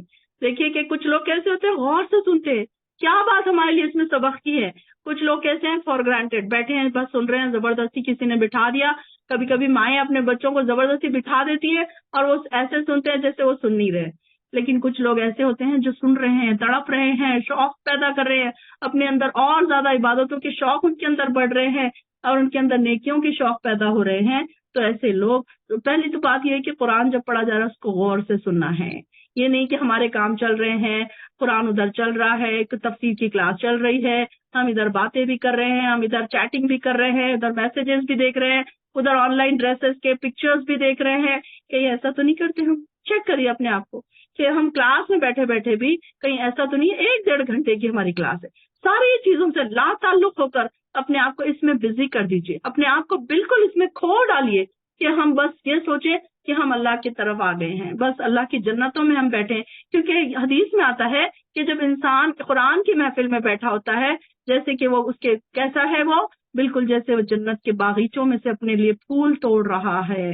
سبحان اللہ، سب کے سب جنتوں میں گھوم رہے ہیں، جنت کے باغیچوں میں آپ گھوم رہے ہیں اور وہاں سے آپ پھول توڑ رہے ہیں۔ سبحان اللہ، کیا ویلیو ہے آپ کی، اس ویلیو کو ختم مت کیجئے، بس اس کو اپنے آپ کو ایسا پریپئر کیجئے، ایسا بنائیے کہ ہم اللہ کے خاص بندے بن جائیں جن کو اللہ تعالیٰ یہ خوشخبری دے رہا ہے. اور پھر کیا ہے، یہی وہ لوگ ہیں جنہیں اللہ نے ہدایت بخشی اور یہی دانش مند ہیں. اولئک ہم اولو الالباب، یہ کیسے ہیں؟ عقل والے لوگ ہیں، دانش مند لوگ ہیں. ان کے بارے میں اللہ تعالیٰ کہہ رہا ہے. اللہ تعالیٰ سے دعا کریں کہ اللہ اولو الالباب میں ہمیں شامل کر لے، ہمیں بھی دانش مند بنا دے، ہمیں بھی عقل اور سمجھ عطا فرما. کیا جس شخص پر عذاب کی بات ثابت ہو چکی تو ہے اے نبی، آپ ایسے شخص کو چھڑا سکتے ہیں جو آگ میں گر چکا ہو؟ لیکن جو لوگ اپنے پروردگار سے ڈرتے ہیں ان کے لیے بالا خانے ہیں. بالا خانے مطلب اعلیٰ درجے کی جنت، اوپر والے کمرے. اب ہمارے پاس دیکھیے کہ ہم بلڈنگز بناتے ہیں تو اوپر والا کمرہ جو ہوتا ہے وہ سب لینے کے لیے خوش ہوتے ہیں کہ نہیں، اوپر والا جو روم ہوگا اس میں گیلری ہوگی، اس میں بالکنی ہوگی، وہاں سے پر ساری نظارے دکھیں گے تو میں وہ کمرہ لوں گی. تو یہاں پر بھی اللہ تعالیٰ بتا رہا ہے کہ بالا خانے ہیں ان کے لیے جنت میں، اعلیٰ درجات جو ہے تو پھر ایسے لوگوں کے لیے بنے ہیں. اور ان کے نیچے نہریں بہ رہی ہیں. یہ اللہ کا وعدہ ہے اور اللہ کبھی اپنے وعدے کے خلاف ورزی نہیں کرتا. کیا تم دیکھتے نہیں اللہ آسمان سے پانی برساتا ہے، پھر زمین میں چشمے بنا کر اس پانی کو آگے چلا دیتا ہے، پھر اس سے مختلف رنگوں کی کھیتی پیدا کرتا ہے. آیت نمبر 20 چل رہی ہے، فائزہ پڑھیے یہاں سے. جی ہاں، وہ لوگ جو اپنے رب سے ڈرتے رہے ان کے لیے بالا خانے ہیں، جن کے اوپر بھی بنے بنائے بالا خانے ہیں، ان کے نیچے نہریں بہ رہی ہیں. رب کا وعدہ ہے اور وعدہ خلافی نہیں کرتا. کیا آپ نے نہیں دیکھا کہ اللہ آسمان سے پانی اتارتا ہے، پھر اس کو زمین میں چشمے بنا کر جاری کرتا ہے، پھر اسی کے ذریعے سے مختلف قسم کی کھیتیاں اگاتا ہے، پھر وہ خشک ہو جاتی ہیں اور آپ انہیں زرد رنگ کے دیکھتے ہیں، پھر انہیں ریزہ ریزہ کر دیتا ہے. اس میں عقل مندوں کے لیے بہت زیادہ نصیحت ہے. کیا وہ شخص جس کا سینہ اللہ نے اسلام کے لیے کھول دیا ہے، بس وہ اپنے پروردگار کی طرف سے ایک نور پر ہے، اور ہلاکت ہے ان کے لیے جن کے دل یاد الہی سے اثر نہیں لیتے بلکہ سخت ہو گئے ہیں. یہ لوگ صریح گمراہی میں مبتلا ہے. اللہ نے بہترین کلام نازل فرمایا ہے جو ایسی کتاب ہے اس کے آپس میں ملتی جلتی اور بار بار دہرائی ہوئی آیتوں کی ہے، جس سے ان لوگوں کے رونگٹے کھڑے ہو جاتے ہیں جو اپنے رب کا خوف رکھتے ہیں. آخر میں ان کے جسم اور دل ذکر کی طرف نرم ہو جاتے ہیں. یہ ہے اللہ کی ہدایت، جسے چاہے وہ دکھاتا ہے اور جسے اللہ ہی راہ بھلا دے اس کا کوئی ہادی نہیں. بھلا جو شخص قیامت کے دن کے بدترین عذاب کی ڈھال اپنے منہ کو بنائے گا، ایسے ظالموں سے کہا جائے گا اپنے کیے کا وبال چکو. ان سے پہلے والوں نے بھی جھٹلایا تھا، پھر ان پر وہاں سے عذاب آ پڑا جہاں سے ان کو خیال بھی نہ تھا، اور اللہ نے انہیں زندگانی دنیا میں رسوائی کا مزہ چکایا، اور بھی آخرت کا تو بہت بڑا عذاب ہے. کاش کہ یہ لوگ سمجھ لیں. اور یقیناً ہم نے اس قرآن میں لوگوں کے لیے ہر قسم کی مثالیں بیان کر دی ہیں کہ کیا عجب کہ وہ نصیحت حاصل کر لے. قرآن عربی میں جس میں کوئی کجی نہیں ہو سکتا کہ وہ پرہیزگاری اختیار کر لے. اللہ مثالیں بیان فرما رہا ہے. ایک وہ شخص جس میں بہت باہم ضد رکھنے والے ساتھی ہے، اور دوسرا وہ شخص جو صرف ایک ہی کا غلام ہے. کیا یہ دونوں صفت میں یکساں ہے؟ اللہ ہی کے لیے سب تعریف ہے. بات یہ ہے کہ ان میں سے اکثر لوگ نہیں سمجھتے. یقیناً خود آپ کو بھی موت کا مزہ چکنا ہے اور یہ سب بھی مرنے والے ہیں. پھر تم سب کے سب قیامت کے دن اپنے رب کے سامنے جھگڑو گے. بس یہاں پر ٹھیک ہے. اور قیامت کے دن تم اپنے پروردگار کے یہاں اپنا اپنا مقدمہ پیش کرو گے. یعنی کہ ہر ایک کو مرنا تو ہے، اللہ کے سامنے کھڑے تو ہونا ہے. یہی بات اللہ تعالیٰ فرما رہے ہیں کہ سب کو میرے سامنے ہی حاضر ہونا ہے. اس بات کی انسان تیاری کر لے. یہاں پر ہمارا 23 پارہ ختم ہو گیا ہے. انشاءاللہ آگے کا ہم کل پڑھیں گے. وآخر دعوانا الحمد للہ رب العالمین.